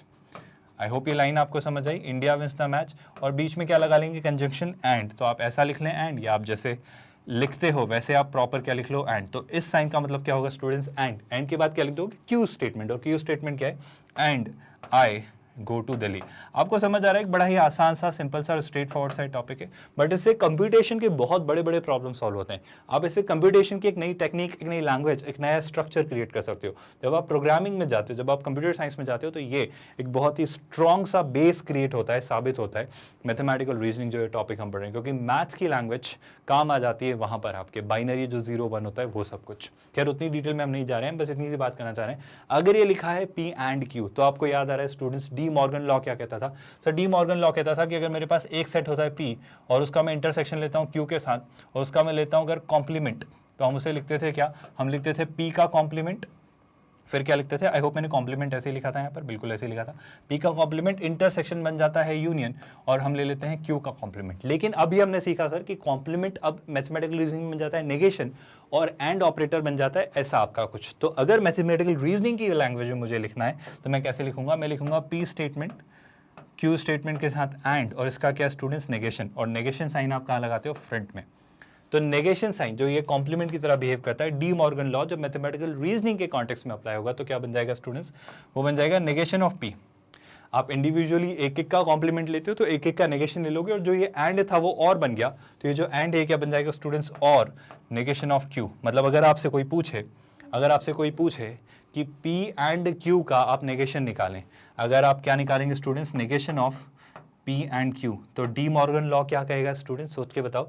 De Morgan law कहेगा कि आप इसी स्टेटमेंट को लिख सकते हो, ये इक्वल का साइन है, दो स्टेटमेंट्स को इक्वल कहना है तो हमारा नॉर्मल 2 डंडी वाला इक्वल नहीं लगाते, हम 3 डैशेस वाला इक्वल लगाते हैं। तो negation of P and Q को हम क्या लिखेंगे स्टूडेंट्स, हम लिखेंगे नेगेशन ऑफ P एंड क्या बन जाएगा स्टूडेंट्स, एंड बन जाएगा और आप क्या ले लेंगे, नेगेशन ऑफ क्यू। तो इस तरीके से आपकी चीजें होंगी। सर इसका मतलब क्या है, इसको आप लिखोगे कैसे, आई होप आसान बात है। Negation of P, India wins the match, तो इसका नेगेशन क्या हो जाएगा स्टूडेंट्स, इसका नेगेशन हो जाएगा इंडिया विंस द मैच, का नेगेशन होगा India does not win the match. I hope ये बात आपको समझ आई, India does not win the match. But sir यहां जो ये एंड लगाए, अब क्या हो जाएगा, वो हो जाएगा और। तो India does not win the match, अब एंड की जगह क्या लिखूंगा, और नेगेशन ऑफ क्यू। और क्यू क्या था, आई गो टू दिल्ली, और आई गो टू दिल्ली का नेगेटिव क्या हो जाएगा स्टूडेंट्स, वो हो जाएगा I don't go to Delhi. क्या आपको समझ आया स्टूडेंट्स, हमने क्या लिखा, हमने कुछ नहीं लिखा, हमने P एंड Q का नेगेशन निकाला। बट P एंड Q का नेगेशन निकालने के लिए मैंने क्या किया, मैंने डी मॉर्गन्स लॉ यूज किया, जिसे मैं कहता हूं नेगेशन ऑफ P और नेगेशन ऑफ Q। बड़ी सिंपल सी बातें मैंने कही हैं, ये सारी बातें किसी ना किसी रीजन से मैंने आपको सिखाई हैं, क्योंकि इस क्वेश्चन में सारी इंफॉर्मेशन हम यूज करेंगे। तो एक बार अब जल्दी से आप इस क्वेश्चन को पढ़िए, अभी तक जो थ्योरी आपको पढ़ाई गई है उस बेसिस पे कोशिश करिए, नहीं भी होगा तो चिंता करने वाली बात नहीं है, I am there, will be discussing this question together. But पहले आप एक बार खुद से ट्राई करिए स्टूडेंट्स। आई होप आपने क्वेश्चन खुद से अटेम्प्ट किया और एक बार वीडियो पॉज करके ट्राई करने की कोशिश की, बट हम समझते हैं कि इस क्वेश्चन को कैसे फिगर आउट या वर्कआउट किया जा सकता है।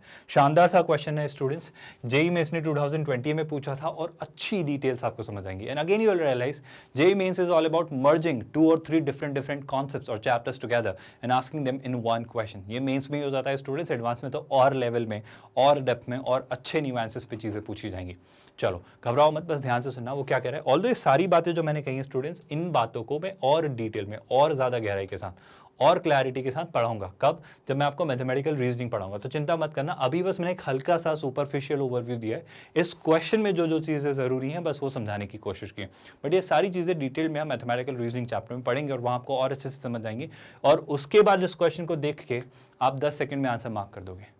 तो हर क्वेश्चन होगा बेशक 10 से 20 सेकंड में, जैसे हमने बात की थी, हर चीज़ एफर्टलेस लगेगी, बट कब, जब सारे कंसेप्ट पता होंगे, जब सारी बातें पता होंगी, तब जेईई मेंस और एडवांस बहुत आसान सी चीज़ लगेगी, it will be a cake walk. चलिए इस क्वेश्चन को समझने की कोशिश करते हैं। वो क्या कह रहे हैं सर, ए बी सी और डी 4 नॉन एम्प्टी सेट्स हैं, ठीक है सर, 4 नॉन एम्प्टी सेट्स हैं। Contra positive, do you remember students Contra positive, एक स्टेटमेंट है सर कॉन्ट्रा पॉजिटिव, किसका सर, इसका। इफ मैं इसको अलग से लिख देता हूं ताकि आप कंफ्यूज ना हो, है ना। स्टेटमेंट क्या है स्टूडेंट, बहुत ध्यान से सुनिएगा। स्टेटमेंट लिखा है आपके सामने इफ के बाद क्या लिखा है sir, if A is a subset of B and B is a subset of D. तो एक स्टेटमेंट है A is a subset of B and, I hope ये सारे वर्ड्स आप समझ पा रहे हो, and see B is a subset of D. If A is a subset of B and B is a subset of D, क्या आपको ये लाइन समझ आई students? Then A is a subset of C, then A is a subset of C। ये statement आपके सामने लिखा हुआ है, ये एक बात आपके सामने लिखी हुई है। अगर मैं अपना कॉमन सेंस यूज करूं सर, तो मुझे ये समझ आ रहा है कि सर मुझे जो दिख रहा है वो क्या दिख रहा है सर, ये एक स्टेटमेंट है और ये एक स्टेटमेंट है। टू बी वेरी ऑनेस्ट, ये स्टेटमेंट भी दो स्टेटमेंट से मिलकर बना है, एक ये स्टेटमेंट है, एक ये स्टेटमेंट है, उनके बीच क्या लगा हुआ है, एंड। आई होप आपको बात समझ आ रही है। बड़ी सिंपल सी बात मैं आपसे कहना चाह रहा हूँ, जैसे थोड़ी देर के लिए चीजें आसान बना के रखने के लिए मैं इस स्टेटमेंट को कह देता हूँ P, इसे कह देता हूँ Q और इसे कह देता हूँ लेट्स से R। तो रियलिटी में क्या लिखा हुआ है, कहना से कुछ ऐसा लिखा हुआ है, ध्यान से सुनना, if P and Q then R। क्या आपको बात समझ आई? अगर मैं आपको कंपेयर करना चाहूँ, मतलब अगर मैं आपको चीज़ें दिखाना चाहूँ, तो ये जो स्टेटमेंट है स्टूडेंट, जिसे मैंने कह दिया है P, ये जो स्टेटमेंट है इसे मैंने कह दिया है, आई एम रियली सॉरी, इसे मैंने कह दिया है क्या, Q, और इस स्टेटमेंट को मैंने कह दिया है R। आई होप ये बातें आपको कंफ्यूज नहीं कर रही हैं और इजीली समझ आ रही हैं आपको सारी बातें। सर ये एक स्टेटमेंट है, if P and Q then R। इसको हम हमारी लैंग्वेज में कैसे लिखेंगे? हम हमारी लैंग्वेज में से लिखेंगे, देखो P एंड Q लीड करता है R को, तो ये P और Q का इंप्लीकेशन है जो R की तरफ जा रहा है। तो P एंड Q, मतलब P एंड Q कैसे लिखेंगे सर, P एंड Q, ये एक स्टेटमेंट है। आई होप आपको बात समझ आ रही है, P एंड Q ये मैंने लिखा है ना, आपको बात समझ आई स्टूडेंट्स? और ये किसको इंप्लाई कर रहा है, मतलब अगर सर P एंड Q होता है, अगर P एंड Q होता है तो R होता है। If this happens then this happens, मतलब P एंड Q का होना R को लीड करता है। क्या आपको समझ आया? जो हमारा क्वेश्चन था उसको मैंने इस आपकी अलग लैंग्वेज में बॉइल डाउन किया है और आपको समझाने की कोशिश की कि चीजें शायद कुछ ऐसी सी हैं, तो यही वो आपका स्टेटमेंट है। आई होप यहां तक चीजें बहुत डिफिकल्ट नहीं है। सर मुझे इस स्टेटमेंट में इंटरेस्ट नहीं है, मुझे इस स्टेटमेंट का कॉन्ट्रा पॉजिटिव चाहिए। I am looking for the Contra positive of statement S. And what is statement S? Sir statement S था P and Q implies R। तो किसी भी स्टेटमेंट का कॉन्ट्रा पॉजिटिव क्या होता है? अगर अभी भी आपको कंफ्यूजन हो रही है तो मैं और इसको आसान बनाता हूं आपके लिए, बहुत ध्यान सुनिएगा। मान लो P एंड Q को आप थोड़ी देर के लिए कह देते हो X और इसे कह देते हो Y, तो आपका स्टेटमेंट S क्या है स्टूडेंट्स? आपका स्टेटमेंट S है X implies Y। क्या आपको बात समझ आई? आई होप बहुत सिंपल सी लैंग्वेज में आपके सामने चीजें लिखी हैं। सर अगर ये S है तो S का कॉन्ट्रा पॉजिटिव क्या होगा? सर S का जो कॉन्ट्रा पॉजिटिव होगा, S का जो कॉन्ट्रा पॉजिटिव होगा सर वो क्या होगा? बहुत ध्यान से सुनिएगा, वो होगा सर इसका एग्जैक्ट अपोजिट। क्या आपको याद है स्टूडेंट्स, हमने कॉन्ट्रा पॉजिटिव डिस्कस किया था? आई एम रियली सॉरी अगर मैंने आपको उसको ठीक से नहीं लिख के दिया। हमने अभी तक कॉन्ट्रा पॉजिटिव एक्सप्लोर नहीं किया है मेरे ख्याल से, या कर लिया है, मैं बस एक बार क्रॉस चेक कर लेता हूँ। आई होप हमने कर लिया है, मैं थोड़ा मिस कर रहा था बस। तो अगर P implies Q स्टेटमेंट लिखा है तो उसका कॉन्ट्रा पॉजिटिव क्या होता है स्टूडेंट्स? हम स्टेटमेंट को इन्वर्ट कर देते हैं, मतलब Q से P को इंप्लाई करवाते हैं with their negations. Negation of Q implies negation of P। I hope आपको ये बात याद है। बस यही बात मैं यहाँ पर अप्लाई करना चाह रहा हूँ, इसी थ्योरी, इसी कंसेप्ट को मैं अप्लाई करना चाह रहा हूँ कि सर अगर X Y को इंप्लाई करता है तो कॉन्ट्रा पॉजिटिव क्या होगा इसका, कि sir negation of Y imply करेगा नेगेशन ऑफ X को। क्या आपको ये लाइन समझ आ रही है? सर कैसी बातें कर रहे हो, क्या कह रहे हो, कुछ समझ नहीं आ रहा है, ऐसा हो रहा है क्या? आई होप आपको बात समझ आई। X अगर Y को लीड करे तो इस स्टेटमेंट का कॉन्ट्रा पॉजिटिव होता है negation of Y will leads towards negation of X। Sir ये X और Y कहाँ से आ गए? आप तो PQ लिख रहे थे, तो ठीक है सर, जो X था उसकी जगह रिप्लेस कर देते हैं, जो Y था उसकी जगह रिप्लेस कर देते हैं। तो अगर ये रिप्लेस किया तो कहानी क्या हो जाएगी? बहुत ध्यान से सुनना स्टूडेंट्स, कहानी हो जाएगी, प्लीज समझिएगा। सर Y तो Y है, Y की जगह क्या लिख देते हैं? R। तो क्या हो जाएगा सर? Negation of R। और उस तरफ क्या हो जाएगा? Imply negation of X। And X क्या है सर? P and Q। तो आप लिख रहे हो and what sir? P and Q। I hope ये बहुत कॉम्प्लिकेटेड सी बात नहीं है. So this statement is going to be the counter positive of S. ये अभी फिलहाल एक एक स्टेप ऐसे लग रही है कि सर कितना लेंदी सा, कितना बड़ा सा क्वेश्चन, बट इन रियलिटी जब आप ये कंसेप्ट पढ़ लेंगे, जब आप ये चैप्टर पढ़ लेंगे, तो आप actually to be very honest again 10 या 20 सेकंड में आंसर ले आएंगे.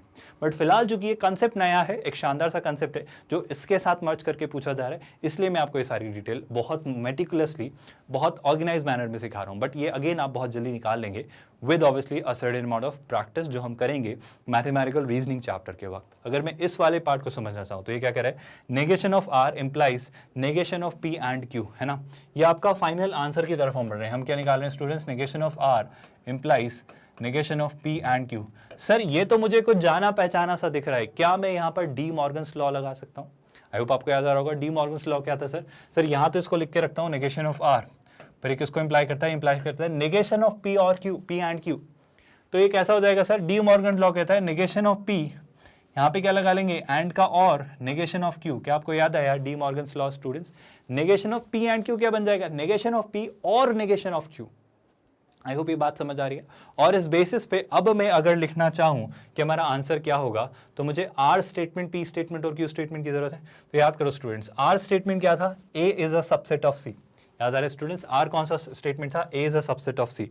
तो अगर मैं लिखना चाह रहा हूं आर स्टेटमेंट, तो आर स्टेटमेंट क्या है, A is a subset of सी, लेकिन हम लिख रहे हैं negation of are.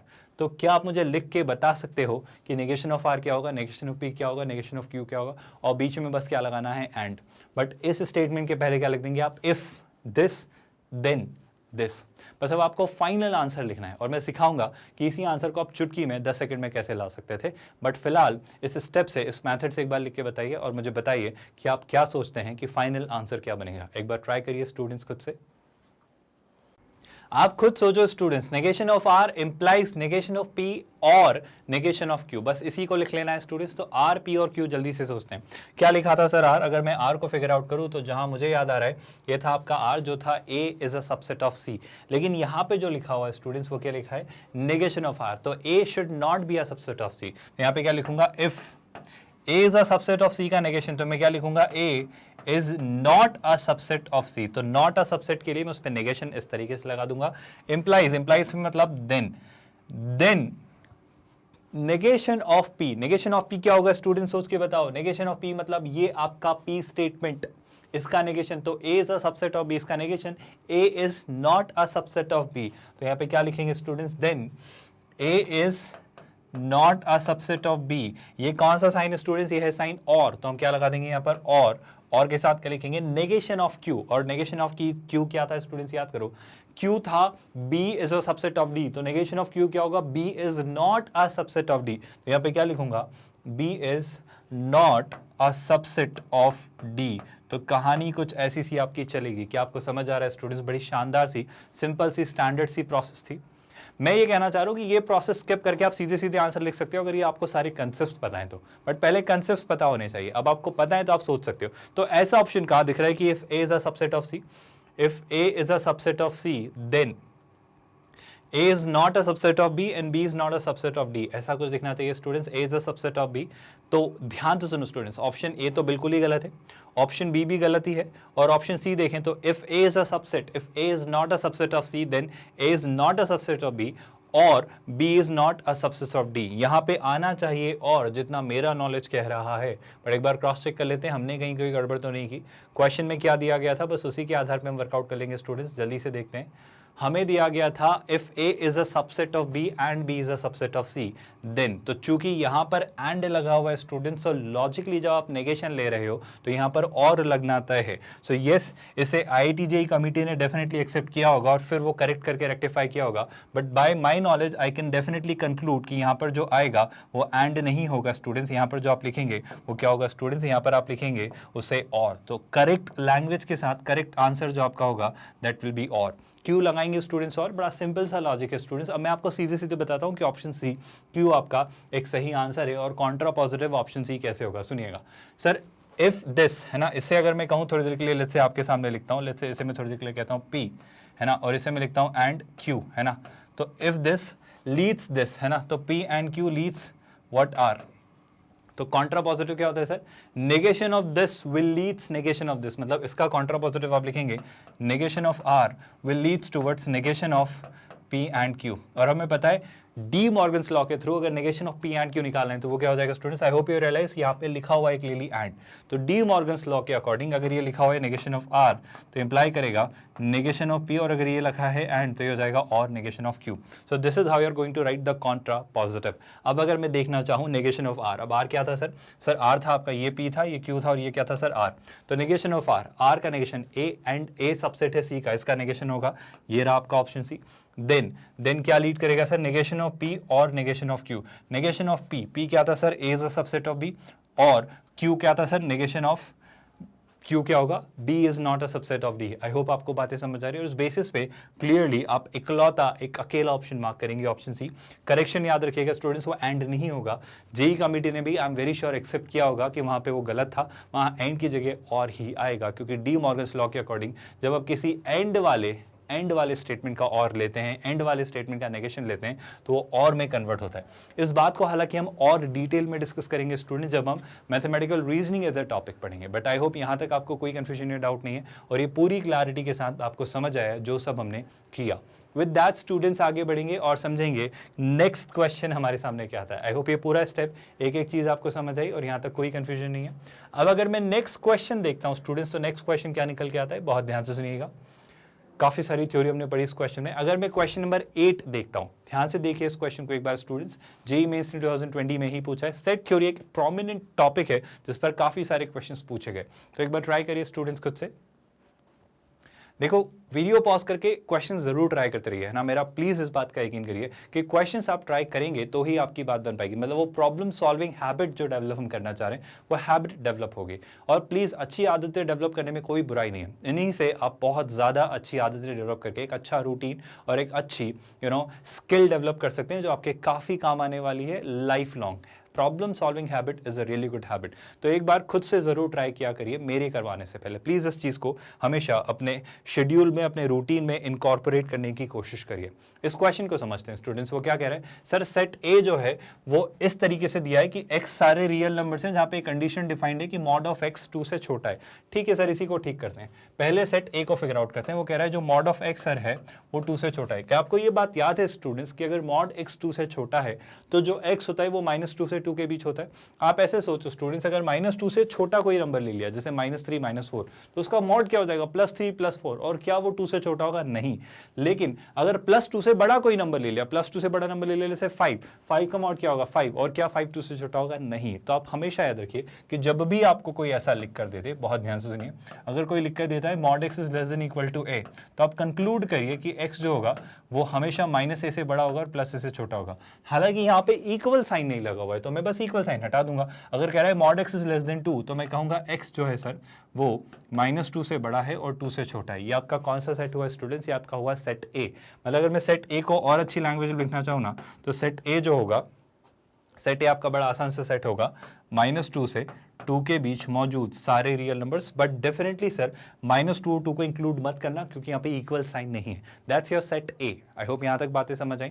With the same approach अगर मैं सेट बी को फिगर आउट करना चाहूँ, so what was set B? Sir set B में कह रहा है अगेन x सारे रियल नंबर्स को एक्सेप्ट करता है बशर्ते मॉड x -2 जो है वो 3 से बड़ा या उसके इक्वल होता है। सर इस बात को भी फिगर आउट करते हैं, जब आपसे कोई कह रहा है जो आपका मॉड ऑफ x -2 है सर ये हमेशा ग्रेटर देन इक्वल टू 3 है, इसका क्या मतलब है? मॉड ऑफ x -2 जो है that is greater than equal to 3। इस बात को समझाने से पहले I will come to this point जहां पे मैं आपको ये बोलना चाह रहा हूं कि आपको याद है स्टूडेंट्स हमने से पढ़ा था कि अगर कोई कहे let's say mod of x लिखा हुआ है और लेट्स से ग्रेटर देन है, let's say greater than equal to है लेट्स से 5। आप सोच के देखो स्टूडेंट्स, अब मैं x की वो सारी वैल्यूज ढूंढ रहा हूं जो जिनका मॉड 5 से इक्वल या उससे बड़ा हो। सर ट्राई करो, आप सोचो x की कोई भी वैल्यू जो आपने 5 से छोटी ले ली, मान लो x की वैल्यू ले ली मैंने 4, तो 4 लेती क्या हो जाएगा? 4 का mod 4 is greater than equal to 5। नहीं तो गलत बात है। तो पहली बात तो क्या कि मुझे x की 5 से बड़ी वैल्यूज लेनी होगी, तो मैं क्या कंक्लूड करूंगा ऐसे कि सर x जो है वो या तो क्या हो 5 या 5 से बड़ा हो, क्योंकि सोचो 5 से कोई भी बड़ा नंबर ले लो आप, 7 8 9 कुछ भी, वो हमेशा उसका मॉड 5 से बड़ा होगा। सिमिलरली -5 से छोटा, -5 से छोटा क्या, -6, -7, -6.5 ऐसा, क्योंकि सोच के देखो, लेट्स से -5 से छोटा क्या होगा, लेट्स से -10, -10 का मॉड क्या होगा, +10, और +10 5 से बड़ा होता है। तो मैं अगेन वही बात कंक्लूड करना चाह रहा हूं कि -5 से बड़ा नंबर मत लेना, जैसे -5 से बड़ा नंबर होता है लेट्स से -3, -3 का मॉड क्या होगा, 3, और क्या 3 से 5, 3 5 से बड़ा है, नहीं, मतलब या तो सर ऐसा हो जाए या फिर x जो है वो -5 से छोटा हो जाए। और इक्वल साइन क्यों लगा रहा हूँ, क्योंकि 5 5 के इक्वल होता है, मतलब 5 रख दो तो 5 का मॉड 5 के इक्वल होता है, -5 रख दो तो -5 का मॉड 5 5 5 के इक्वल होता है। क्या आपको ये बात समझ आ रही है स्टूडेंट्स? मतलब I hope you are getting my point. अगर इसे मैं जेनेरिकली कहना चाहूँ तो कभी आपसे कोई कहे कि जो मॉड x है वो सर a से बड़ा है, तो आप इसको कंक्लूड करते हो कि सर x जो है वो a से बड़ा हो या फिर x जो है वो -a से छोटा हो, बशर्ते जो a है ये एक पॉजिटिव नंबर होना चाहिए, है ना। इस ए का पॉजिटिव नंबर होना जरूरी है। सर ए अगर नेगेटिव होता तो क्या होता, अरे कितनी सिंपल सी बात है स्टूडेंट्स, याद करो, अगर ए नेगेटिव है, कोई कहे आपसे कि मॉड एक्स जो है सर वो -3 से बड़ा होना चाहिए, सर क्या बात कर रहे हो, किसी भी नंबर का मॉड हमेशा पॉजिटिव होता है, तो वो -3 से तो बड़ा ही होगा ना। तो इस केस में तो इसका सोल्यूशन होगा कि एक्स सारे रियल नंबर्स को बिलोंग करता है। आप मेरी बात समझ पा रहे हैं स्टूडेंट्स? सर किसी नंबर का मॉड -3 एक नेगेटिव नंबर है, तो किसी भी नंबर का मॉड 0 नेगेटिव पॉजिटिव किसी भी नंबर का मॉड ले लो, वो -3 से तो बड़ा ही होगा ना, क्योंकि ये नंबर एक पॉजिटिव नंबर होगा, एटलीस्ट 0 होगा, नॉन नेगेटिव होगा, और वो -3 से तो बड़ा ही होगा। तो कभी भी कोई ऐसा कह दे कि x is mod x is greater then -a, again यहाँ पे a क्या है स्टूडेंट्स, a एक लेट्स से पॉजिटिव नंबर है, बट -a क्या होगा, -a एक नेगेटिव नंबर है, तो उस वजह से मैं हमेशा ये कहूंगा कि किसी भी नंबर का मॉड नेगेटिव नंबर से तो बड़ा ही होता है। तो इसका जो सोल्यूशन होगा वो क्या होगा, एक सारी रियल वैल्यूज के लिए ट्रू है। आई होप आपको ये बात समझ आई। इसी बेसिस पे अगर मैं कंक्लूजन की तरफ आऊँ तो यहाँ पे अगर मैं समझना चाहूँ तो देखो, जब कोई कहे मॉड ऑफ x-2 3 से बड़ा है, तो मैं कहूँगा सर पहली बात कि सर x-2 जो है वो 3 से बड़ा होगा, या फिर याद है ना, और मतलब क्या होता है स्टूडेंट्स, यूनियन, मतलब या तो ऐसा हो या ऐसा हो, कैसा हो सर, या फिर ऐसा हो कि सर जो आपका x-2 है वो 3 से -3 से छोटा हो। आई होप आपको बात समझ आ रही है। मैंने दोनों बातें कही। जब भी आपसे कोई कहे स्टूडेंट्स, इसे जल्दी से देखो और समझो, कोई कहे मॉड ऑफ x अगर 5 के इक्वल या उससे बड़ा है तो x 5 से बड़ा या फिर x -5 से छोटा होता है। यही बात यहाँ पे कह रहा हूँ, जब वो कह रहा है मॉड ऑफ x-2 3 के इक्वल या उससे बड़ा है, तो x-2 3 के इक्वल या उससे बड़ा होगा, या फिर x-2 -3 के इक्वल या उससे छोटा होगा। बस इसी बात को थोड़ा और सिंप्लीफाई करते हैं, थोड़ा और इसको सोचने की कोशिश करते हैं कि क्या लिखा हुआ है। अगर मैं ध्यान से देखूँ तो देखो 2 को उधर लिखे गए, तो ये क्या कंक्लूड कर रहा है, ये कंक्लूड कर रहा है कि x जो है वो 5 से बड़ा होगा। आई होप आपको बात समझ आई। -2 को उधर लिखे गए या दोनों तरफ +2 किया, है ना। सिमिलरली अगर -2 को उधर लिखे गए तो ये हो जाएगा x is less than equal to -3 + 2, that's कितना, -1। आई होप दोनों बातें समझ आई। तो ये कंक्लूड कर रहा है सर x या तो -1 से छोटा हो या 5 से बड़ा हो। तो आपका सेट जो आपका निकल के आ रहा है b, सेट b का निकल के आ रहा है सर, सेट b बड़ी आसान सी बात कर रहा है, -1 से हमेशा छोटा, -1 या उससे छोटा, मतलब -∞ से -1। सर -1 इंक्लूड किया जा सकता है तो ओपन नहीं, क्लोज्ड ब्रैकेट लगाएंगे, और मतलब क्या सर, यूनियन 5 से बड़ा कहाँ तक, कितना भी बड़ा, मतलब इन्फिनिटी तक। सर 5 को इंक्लूड करना है तो क्लोज्ड ब्रैकेट, इन्फिनिटी इंक्लूड होता नहीं है तो ओपन ब्रैकेट। तो ये आपका कौन सा सेट हुआ, बी। तो सर हमने सेट ए और सेट बी तो डिफाइन कर दिए। अब आप पूछना क्या चाह रहे हो, अब आप अलग अलग ऑप्शंस पूछ रहे हो, है ना। मैं आपके सामने ये लिखता हूँ कि सेट ए क्या था स्टूडेंट, सेट ए याद करो, सेट ए स्टूडेंट्स याद करो क्या था, जल्दी से देखेंगे। सेट ए जो आपका था वो था कितना स्टूडेंट्स, हमने काफी सारी थ्योरी लिखी है, तो सेट ए को अगर मैं अप्रोच करूं तो सेट ए जितना मुझे याद आ रहा है, सेट ए हम लिख के कहीं भूल गए क्या, ये लिखा, आई एम रियली सॉरी। सेट ए था -2 से 2 तक, है ना। तो सेट ए था आपका स्टूडेंट कौन सा, यहीं से भी देख सकते थे, मॉड x जब 2 से छोटा है तो -2 से 2 ही होगा, ओपन ब्रैकेट लगेगी क्योंकि इक्वल का साइन नहीं है। और सेट बी क्या है स्टूडेंट्स, ध्यान से सोचिए, सेट बी बड़ी आसान सी चीज लिखी हुई है सर, सेट बी है -∞ से -1 और 5 से इन्फिनिटी, है ना। तो सेट बी को अगर मैं समझाना चाहूँ तो -∞ से -1 यूनियन 5 से इन्फिनिटी। मैं चाहता हूं कि चूंकि हमें चीजें बहुत हद तक काफी सारी चीजें विजुलाइज करनी है, मैं इसे नंबर स्केल पे भी विजुलाइज करवाता हूं आपको। प्लीज इस बात को समझो, इससे ये चीजें और आसान हो जाएंगी। बहुत ध्यान से देखना स्टूडेंट्स, ये आपका नंबर स्केल है ना, और इस नंबर स्केल पे काफी सारे नंबर होंगे। जैसे अगर मैं सेट ए आपको इमेजिन करवाऊं तो सेट ए में इससे बना दे रहा हूं, है ना। सेट ए क्या है सर, -2 से 2 के बीच के सारे नंबर्स। तो सेट ए जो है वो -2 से 2 के बीच के सारे नंबर्स है। Let's call it -2, let's call it +2, है ना। तो -2 से +2 के बीच के सारे नंबर, दैट्स योर सेट ए, जैसे मैं यहाँ लिख देता हूँ। सर सेट बी क्या है, सेट बी है सर बड़ा ही इंटरेस्टिंग सा सेट, इन -∞ से -1 और 5 से इन्फिनिटी, है ना। तो सर अगर ये -2 है तो यहाँ कहीं क्या होगा, -1। मैं इसे एक अलग कलर से लिख लेता हूँ ताकि आपको कोई कन्फ्यूजन ना हो। तो लेट्स से ये ऑब्वियसली होगा -1 और यहाँ कहीं होगा 5, है ना। तो वो क्या कह रहा है, बी सेट जो है वो है -∞ से -1 इंक्लूडेड और 5 से इन्फिनिटी, है ना। ये कुछ आपके सेट ए और सेट बी हैं, this is your set B. अब अलग अलग एक एक ऑप्शन चेक करेंगे स्टूडेंट्स और देखेंगे कि क्या कह रहा है। आई होप इससे आपकी अंडरस्टैंडिंग क्लियर होगी, इससे आपको समझ बहुत जल्दी आएगा, है ना। हम यहाँ से भी सोच सकते थे बट जल्दी से देखो स्टूडेंट्स, ऑप्शन ए कह रहा है ए माइनस बी जो होगा, ए माइनस बी क्या होता है सर, याद करो स्टूडेंट्स, ए माइनस बी का मतलब होगा, बड़ी सिंपल सी बात है स्टूडेंट्स, ए माइनस बी। सर जब आप निकालना चाह रहे हो ए माइनस बी मतलब सेट ए के सारे एलिमेंट्स, बट सेट ए और बी में जो कॉमन है वो हटा दो। आई होप आपको बात समझ आई।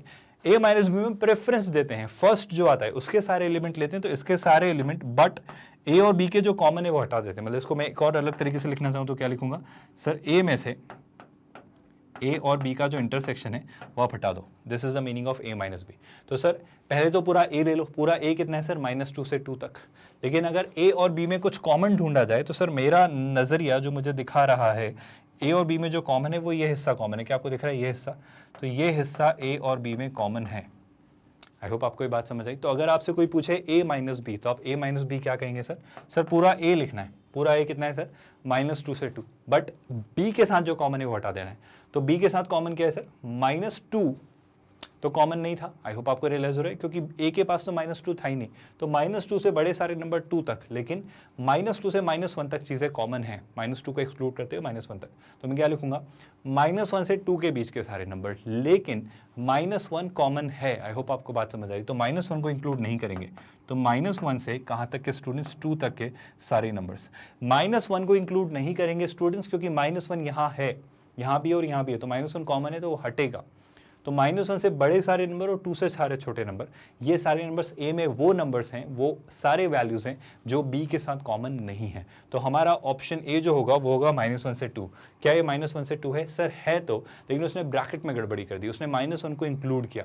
क्या आपको रियलाइज हो रहा है, -1 को इंक्लूड नहीं करता तो ऑप्शन ए आंसर होता। तो ऑप्शन ए हमारा आंसर नहीं है, सिर्फ एक छोटी सी गलती की वजह से कि उसने -1 के आगे क्लोज ब्रैकेट लगा लिया, उसे इंक्लूड किया। बट उसे इंक्लूड क्यों नहीं कर रहे स्टूडेंट्स, क्योंकि -1 यहाँ भी है, देखो यहाँ भी है और यहाँ भी है, और दोनों में कॉमन है, और दोनों में कॉमन है तो -1 नहीं लेंगे, जो कॉमन पार्ट है वो हटाना है। आई होप ऑप्शन ए समझ आ रहा है आपको। विद दैट अब अगर मैं बढ़ूँ ऑप्शन बी की तरफ स्टूडेंट्स, तो ऑप्शन बी में क्या लिखा हुआ है उसे देखते हैं ध्यान से। सर ऑप्शन बी में लिखा हुआ है A union B. Now what is A union B, सोचते हैं सर, ए और बी का यूनियन। आई थिंक ये तो बड़ा सिंपल सा टास्क है सर, ये बहुत डिफिकल्ट टास्क नहीं है। ए यूनियन बी क्या होता है सर, दोनों में जो जो दिख रहा है, या तो इसमें दिखे या इसमें दिखे या दोनों में दिखे, बस दोनों में जो जो दिख रहा है सब ले लो सर। तो अगर मैं -∞ से ट्रेस करना शुरू करता हूँ ए यूनियन बी को, तो सर यहाँ से चला जा रहा है, चला जा रहा है, चला जा रहा है, यहाँ तक ये सब दिखा, फिर उसके बाद सर ये चला जा रहा है, तो इसने भी दिक्कत नहीं की, सर यहाँ पे कुछ नहीं मिला, 2 नहीं मिला, 2 से 5 तक भी कुछ नहीं मिला, लेकिन 5 से फिर इन्फिनिटी तक सब कुछ मिला। तो कैन आई से सर कि सारे रियल नंबर्स मिले, बस 2 से 5 तक के नंबर्स नहीं मिले। 2 से 5 में कौन नहीं मिला सर, 2 नहीं मिला बट 5 तो मिला। मतलब मैं अगर आपको एक भाषा में लिख के बताऊं तो मैं कहूंगा ए यूनियन बी मेरे अकॉर्डिंग, मेरी लैंग्वेज में होगा सर क्या होगा, -∞ से 2 तक, -∞ से 2 तक, लेकिन 2 इंक्लूड नहीं है, तो 2 पे कौन सा bracket, open bracket. I hope मैं बहुत कंफ्यूज या कॉम्प्लिकेट नहीं कर रहा हूँ चीज़ों को। और यानी यूनियन वाला और है ना, इंग्लिश वाला OR वाला और, या फिर क्या मिल रहा है सर 5 से इन्फिनिटी, और 5 इंक्लूडेड है सर, तो क्या हो जाएगा सर 5 इंक्लूडेड है, तो 5 पे कौन सा ब्रैकेट, क्लोज ब्रैकेट, 5 से इन्फिनिटी। क्या इस बात को लिखने का कोई और तरीका हो सकता था सर, आपने बोल दिया ये ले लो और ये ले लो, इसके अलावा ये तो कह सकते थे सब ले लो और ये मत लो। आपको लाइन समझ आई, सब ले लो और ये मत लो। तो इसी बात को कहने का तरीका, यानी ए यूनियन बी को कहने का तरीका ये भी तो हो सकता था कि सब ले लो माइनस क्या मत लो सर। अब वही बात करने की बात है सर, क्या नहीं लेना है सर, ये नहीं लेना है, मतलब सब ले लेना है बट सब में से कुछ हटाना है। सोच के बताओ स्टूडेंट्स क्या हटाना है, एक बार जल्दी से क्लिक करके बताइए कि हम क्या हटाएंगे। एक बार जल्दी से सोचिए सर, इसमें क्या हटाएंगे, एक बार फिगर आउट करिए स्टूडेंट्स। क्या आप सोच पा रहे हो कि हमें अब क्या हटाना है स्टूडेंट्स? बड़ी सिंपल सी बात है, अब मैंने सब ले लिया है, पर सब में से क्या हटाना है सर, ये वाला हिस्सा हटाना है, ये वाला हिस्सा हटाना है, मतलब ये नहीं लेना है। तो क्या नहीं लेना है सर, पूरा आर लेना है, बट आर में से 2, मतलब अब समझना बात को स्टूडेंट्स, अब मैं मतलब बेसिकली कहना चाह रहा हूँ 2 से 5 के बीच के नंबर्स नहीं लूंगा, लेकिन मैं आपको ये बोलना चाह रहा हूँ अब कहाँ ओपन और कहाँ क्लोज ब्रैकेट यूज करेंगे। सोच के देखो, 2 नहीं लेना है, तो जो आर में से हट रहा है उसमें तो 2 रहेगा ना, क्योंकि हट रहा है तो कौन हट रहा है, 2 हट रहा है, क्योंकि 2 हटाना है, तो जहां हट रहा है वहां तो 2 को कंसिडर करेंगे। और सर 5 लेना है, 5 को लेना है, तो हट रहा है उसमें 5 को थोड़ी लेंगे क्योंकि हट जा रहा है वरना। तो अगर मैं यहाँ 5 को इंक्लूड कर लूंगा तो यहाँ से वो हट जाएगा। तो आपको समझ आ रहा है मैं 2 पे क्लोज ब्रैकेट और 5 पे ओपन क्यों यूज कर रहा हूँ। आई होप समझ आ रहा है क्योंकि ये पार्ट हट रहा है, ये नेगेटिव है ना। तो इस बेसिस पे अगर मैं ऑप्शन बी वेरीफाई करूं तो ए यूनियन बी दिया था सर, वापस गड़बड़ कर दी, काफी क्लोज था वो आंसर के, बस उसने ये कह दिया कि ए यूनियन बी में 2 और 5 पे उसने दोनों तरफ ओपन ब्रैकेट यूज कर लिए। अगर 2 पे क्लोज ब्रैकेट होता तो हम कहते ऑप्शन बी आंसर है। क्या आपको बातें समझ आ रही हैं स्टूडेंट्स? आसान सी बात है। जल्दी से ऑप्शन सी देखिए एक बार। देखो वो ऑप्शन सी में क्या करना होगा, बड़ी सिंपल सी बात है स्टूडेंट्स, ध्यान से देखिए। ऑप्शन सी में लिखा है b माइनस ए। अब b माइनस ए कैसे निकालेंगे सर? सिंपल सी बात है, अगर आपसे कोई बोल रहा है b माइनस ए, अब जब कोई कहे b माइनस ए, यही मैं लिख लेता हूं students option C. b minus A का मतलब क्या होगा? बड़ी सिंपल सी बात स्टूडेंट्स, b के सारे एलिमेंट्स, बट इस बार a के एलिमेंट्स मत लेना सर।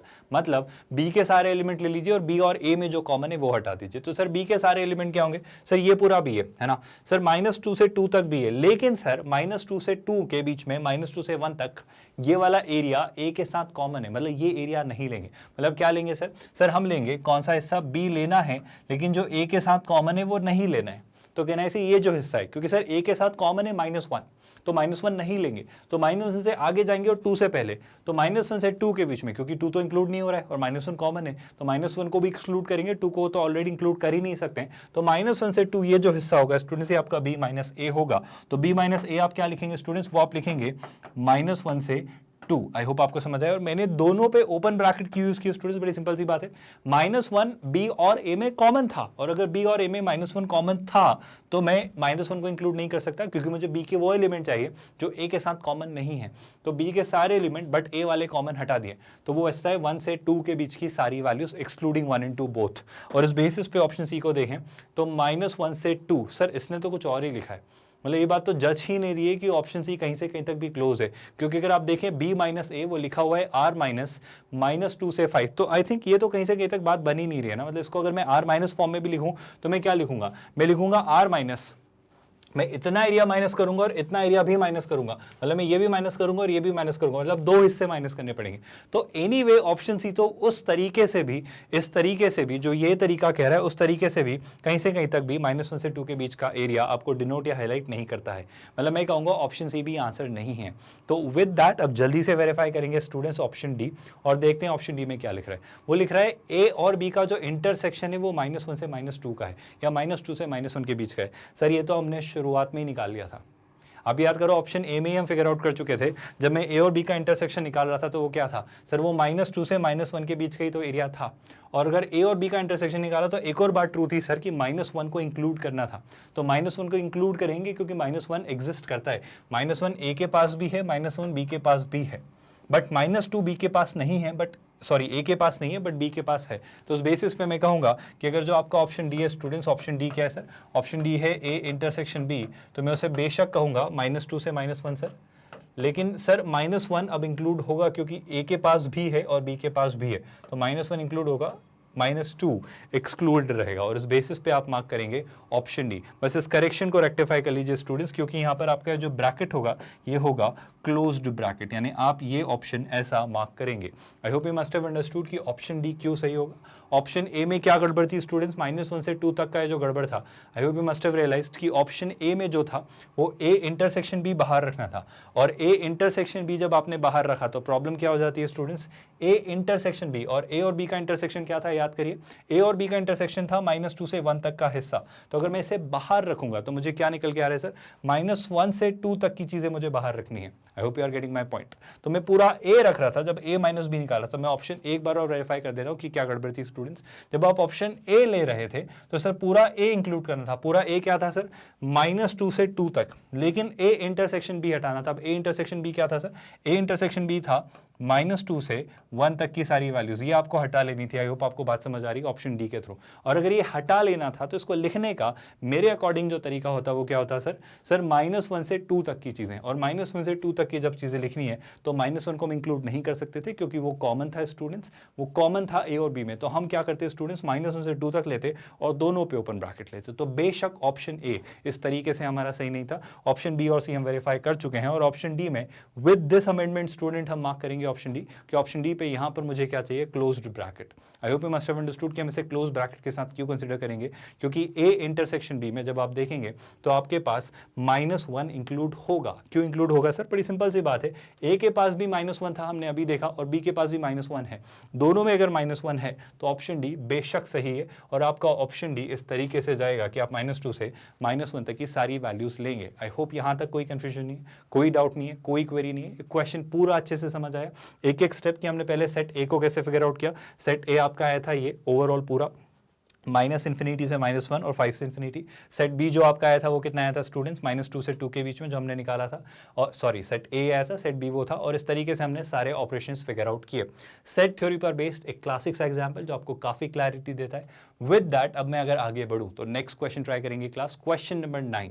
बड़ा शानदार सा एक क्वेश्चन है, अगेन जेईई मेंस ने 2020 में इसे पूछा है। एक बार देखते हैं कि वो क्या लिख रहा है और फिर हम इसे आगे समझेंगे। क्वेश्चन नंबर 9 ध्यान से देखिए स्टूडेंट्स, एक बार खुद से ट्राई करिए, फिर हम देखेंगे एक साथ में सॉल्व करके।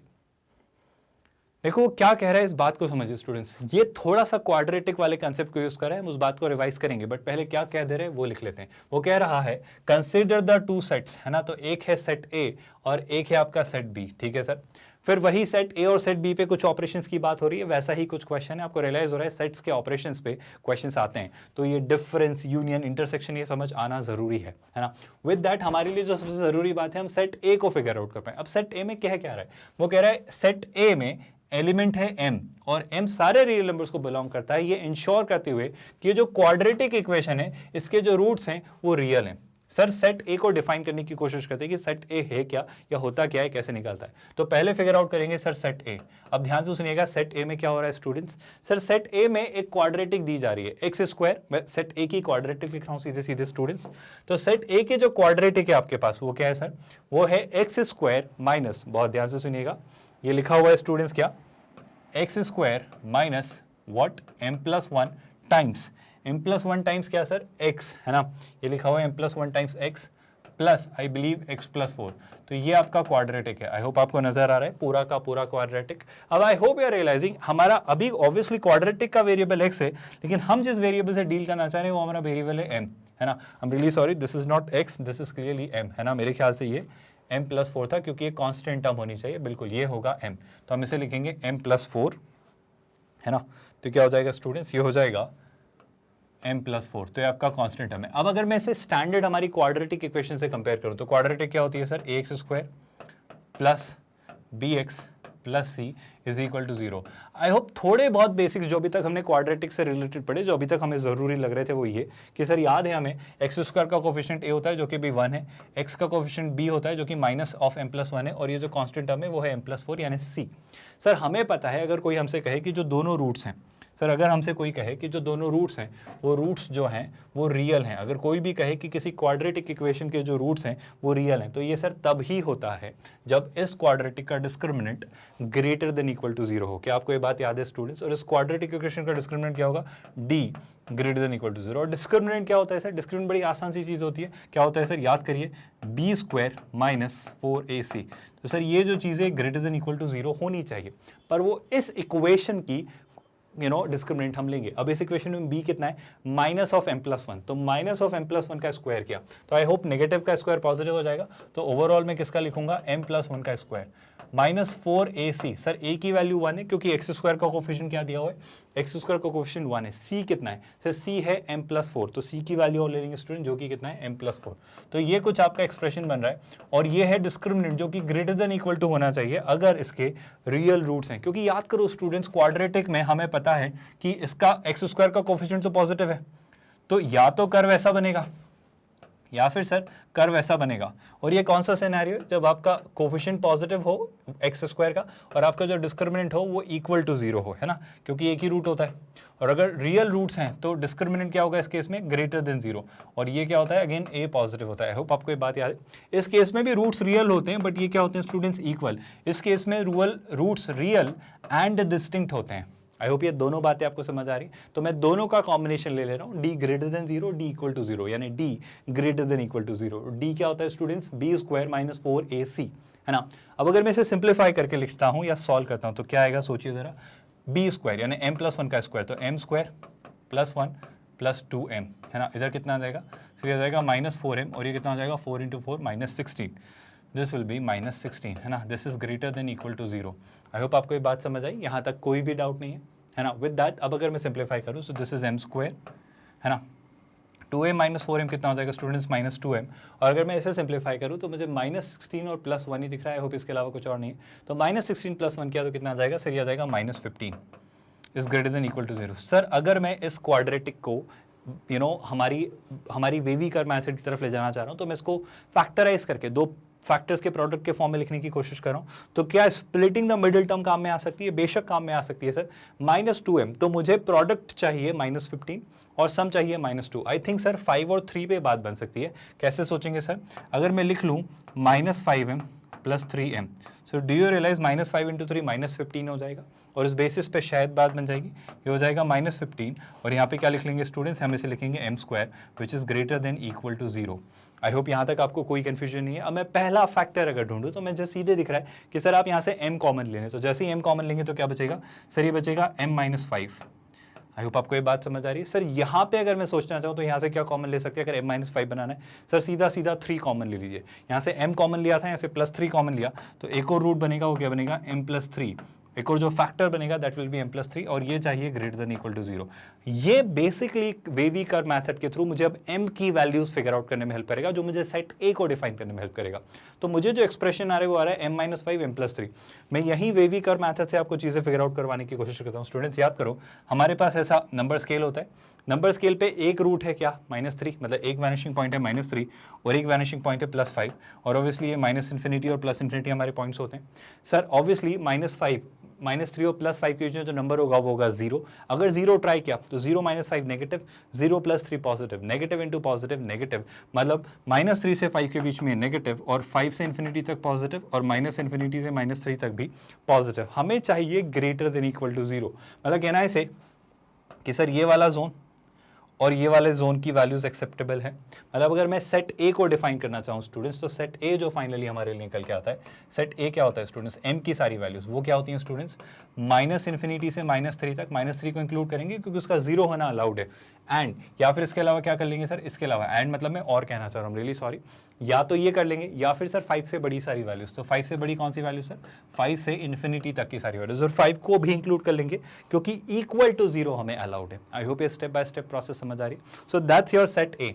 ये सेट ए के एलिमेंट्स है। By the way set B के बारे में भी उन्होंने कुछ कहा था। Set B was -3 to 5। Set B जो था वो था कितना स्टूडेंट्स, -3 to 5। तो आई होप आपको क्लिक हो रहा है कि हम काफ़ी क्लोज हैं चीज़ों को वर्कआउट करने के। सेट बी जो है वो है -3 से 5, और -3 से 5 दोनों ही क्लोज्ड ब्रैकेट में है। तो कहानी क्या है सर, ए जो है वो -∞ से -3, 5 से इन्फिनिटी, और बी है -3 से 5। तो आई थिंक चीज़ें बहुत सॉर्टेड सी हैं, सुलझी हुई सी हैं।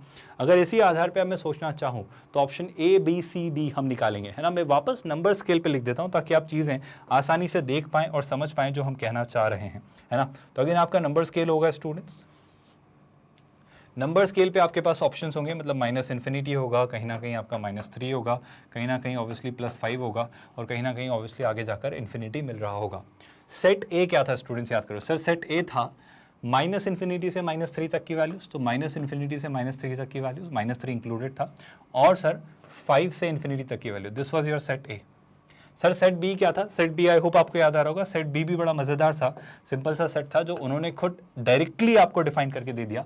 सेट बी क्या लिख के दे दिया है, -3 से 5। लेकिन एक गलती आप कर रहे हैं, -3 से 5 पे क्या आ रहा है स्टूडेंट्स, 5 पे आ रहा है ओपन ब्रैकेट। तो 5 पे आप कौन सा ब्रैकेट लगाएंगे स्टूडेंट्स, 5 पे जो ब्रैकेट होगा that will be open bracket.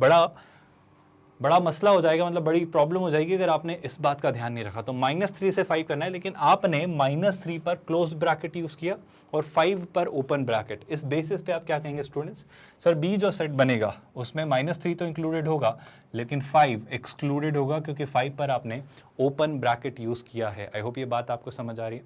With that students एक एक करके सारे ऑप्शन चेक करेंगे। ऑप्शन ए और बी का इंटरसेक्शन वो कह रहा है सिर्फ एक ही एलिमेंट होगा -3। Can you believe that?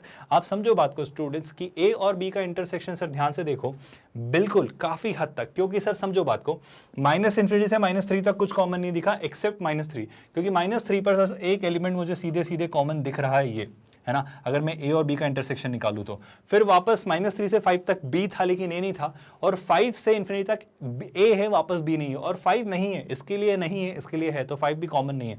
तो सर बिल्कुल ऑप्शन ए में जो लिखा हुआ है ए इंटरसेक्शन बी, वो बिल्कुल सर एक ही एलिमेंट है, और वो कौन है सर -3। तो हम कौन सा ऑप्शन मार्क करेंगे, हम मार्क करेंगे ऑप्शन ए। अगर आपको ऑप्शन बी, सी और डी भी वेरीफाई करने हैं तो फटाफट वेरीफाई करते हैं। ऑप्शन बी कह रहा है, आई होप उसने, आई am really sorry, following is not true, वो अगेन वो क्या पूछ रहा है, वो नॉट ट्रू पूछ रहा है, तो ए तो ट्रू है, और अगर ए ट्रू है तो ए आंसर नहीं है। माइंड यू स्टूडेंट्स, हम क्वेश्चन पूरा अगर नहीं पढ़ेंगे तो इस तरह की गलती करेंगे, तो हमेशा ऑप्शन मार्क करने से पहले एक बार जल्दी से ये वाला पार्ट देखा करो, वरना आप सिली मिस्टेक कर दोगे और आप गलत ऑप्शन मार्क करके आ जाओगे। मतलब काफ़ी कुछ सही करके भी आप गलत ऑप्शन मार्क कर सकते हो इस बेवकूफ़ी भरे एक ठीक से ऑब्जर्व नहीं करने वाली गलती के कारण।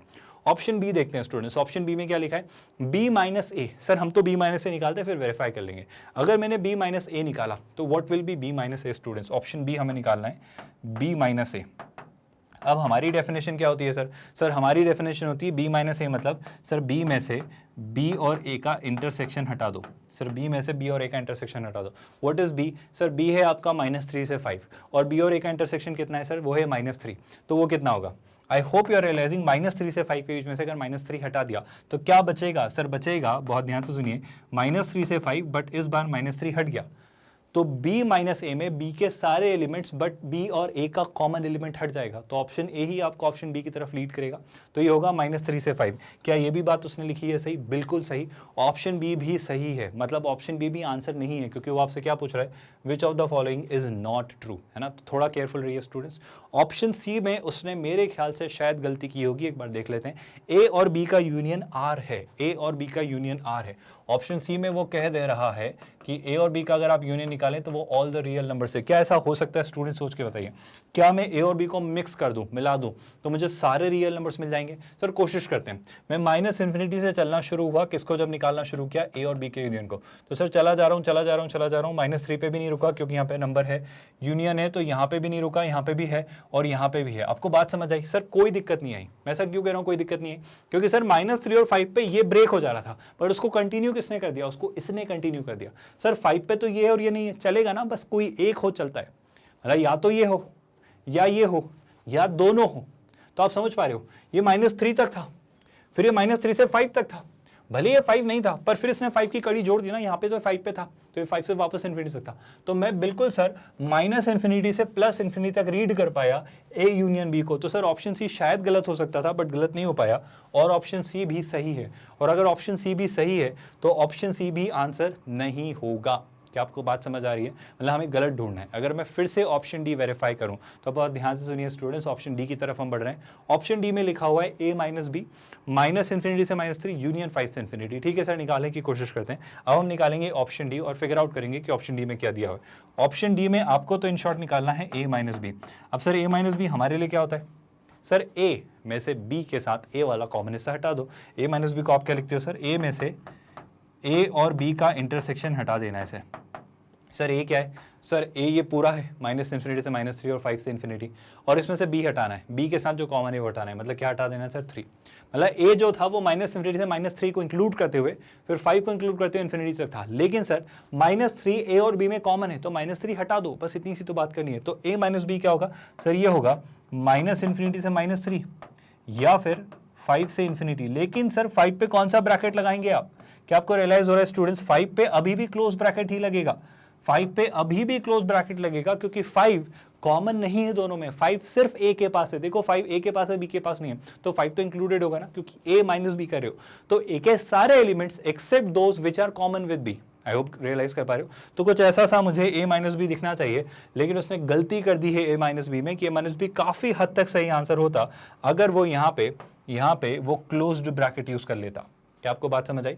तो ऑप्शन डी भी सही हो जाता है, लेकिन इस वजह से ऑप्शन डी गलत है, और उनसे ये पूछा था कि कौन सा ऑप्शन गलत है, which of the following is not correct, इसलिए ऑप्शन डी आपका आंसर होगा। आई होप ये क्वेश्चन प्रॉपर एक्सप्लेनेशन के साथ क्लियरली आपको समझ आए कि क्या कहना चाह रहा है, क्या पूछ रहे हैं और कैसे करना है। With that students, I hope एक एक स्टेप क्लियर है आपको कि ए को हमने कैसे फिगर आउट किया। सेट ए को बड़ी सिंपल सी बात थी, एक क्वाड्रेटिक था जिसका discriminant greater than equal to 0 होना चाहिए, क्योंकि रूट्स रियल हैं। अब रूट्स इक्वल हैं या डिस्टिंक्ट ये नहीं बोला है, तो रूट्स इक्वल हैं या डिस्टिंक्ट ये नहीं बोला है ना, तो इक्वल भी हो सकते हैं या डिस्टिंक्ट भी हो सकते हैं। और जब ये बात नहीं कही जाए तो आप डिस्क्रिमिनेंट को सिर्फ ग्रेटर देन 0 नहीं कहेंगे, आप डिस्क्रिमिनेंट को इक्वल टू 0 भी लेंगे, क्योंकि अगर इक्वल है तो इक्वल टू 0 होता है, और अगर डिस्टिंक्ट है तो ग्रेटर देन 0 होता है। डिस्क्रिमिनेंट b² - 4ac, और उस बेसिस पे हम ए सेट को प्रॉपर्ली डिफाइन कर पाए, वरना आप गड़बड़ कर देते और उससे शायद गलत ऑप्शन आ जाता। तो अगर आपने ए सेट को ठीक से डिफाइन किया तो ये ऑपरेशंस आप फिगर आउट कर पाए और आप सोच पाए कि ऑप्शन डी फाइनली गलत था। With that students, I hope यहाँ तक कोई डाउट नहीं है, ये सारी चीजें समझ आई। और इसके साथ अब आगे बढ़ेंगे नेक्स्ट क्वेश्चन की तरफ, question number 10। Again JEE mains 2020 का क्वेश्चन है, एक बहुत ही शानदार सा क्वेश्चन है, एंड यू विल रियलाइज कि एक अच्छा क्वेश्चन है जिसको सॉल्व करके आप काफी एंजॉय करेंगे। तो एक बार खुद से ट्राई करिए स्टूडेंट्स, फिर हम इसे साथ में डिस्कस करेंगे। एक बार देख लीजिए, पढ़ लीजिए, समझ लीजिए, एक्सप्रेशंस को देख के घबराना मत, क्वेश्चंस की लैंग्वेज को देख के मत डरना, बस एक बार ट्राई तो करो, होता है या नहीं वो अलग बात है, एक बार कोशिश करिए स्टूडेंट्स। आई होप वीडियो को पॉज करके आपने इसको फिगर आउट करने की कोशिश की। हम इसको साथ में समझेंगे, बट साथ में हम सॉल्व करें उससे पहले सबसे ज़रूरी बात, क्वेश्चन को समझना बहुत ज़रूरी है, क्योंकि हमने हर बार सीखा है क्वेश्चन को जितना अच्छे से समझेंगे उतना जल्दी, उतना आसानी से आप क्वेश्चन को सॉल्व कर पाएंगे। तो क्वेश्चन में क्या लिखा है वो समझते हैं। सर वो कह रहा है x की वैल्यू जो i पे हम ले रहे हैं, x1, x2, x3, x50 तक, ये जो यूनियन है, आई होप ये यूनियन साइन का मतलब समझ आ रहा है। हमने लास्ट लेक्चर में डिस्कस किया था, मतलब वो ऐसा कुछ लिख दे रहा है आपके सामने, यूनियन किस पर, xi पर, और i कहाँ से शुरू हो रहा है सर, i1 से 50 तक शुरू हो रहा है। आई होप इस पॉइंट का मतलब समझ आ रहा है। इस पॉइंट का मतलब क्या है स्टूडेंट्स? उस पॉइंट का मतलब है कि सर x की वैल्यू, i की वैल्यू 1 2 3 ट्राई करते जाओ 50 तक, मतलब क्या सर, x1, x2, x3 और कहाँ तक सर, 50 तक, है ना। तो इन सारे सेट्स के बीच में कौन सा ऑपरेशन लगाना है, यूनियन। तो इन सारे सेट्स का यूनियन वो कह दे रहा है, क्या है सर, इन सारे सेट्स का यूनियन t के इक्वल है।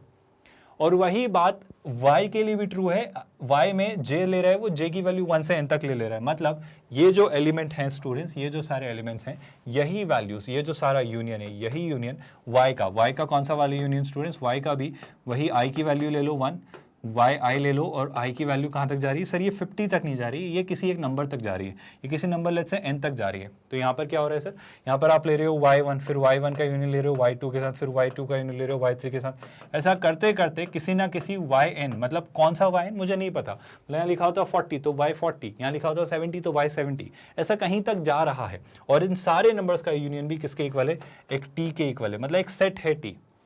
आई होप ये बात आपको समझ आ रही है। तो इस बात को अगर मैं समझाना चाहूँ तो ऐसे समझो स्टूडेंट्स, मान लो, ध्यान से सुनना स्टूडेंट्स, बड़ी मज़ेदार, बड़ी इंटरेस्टिंग सी बात है।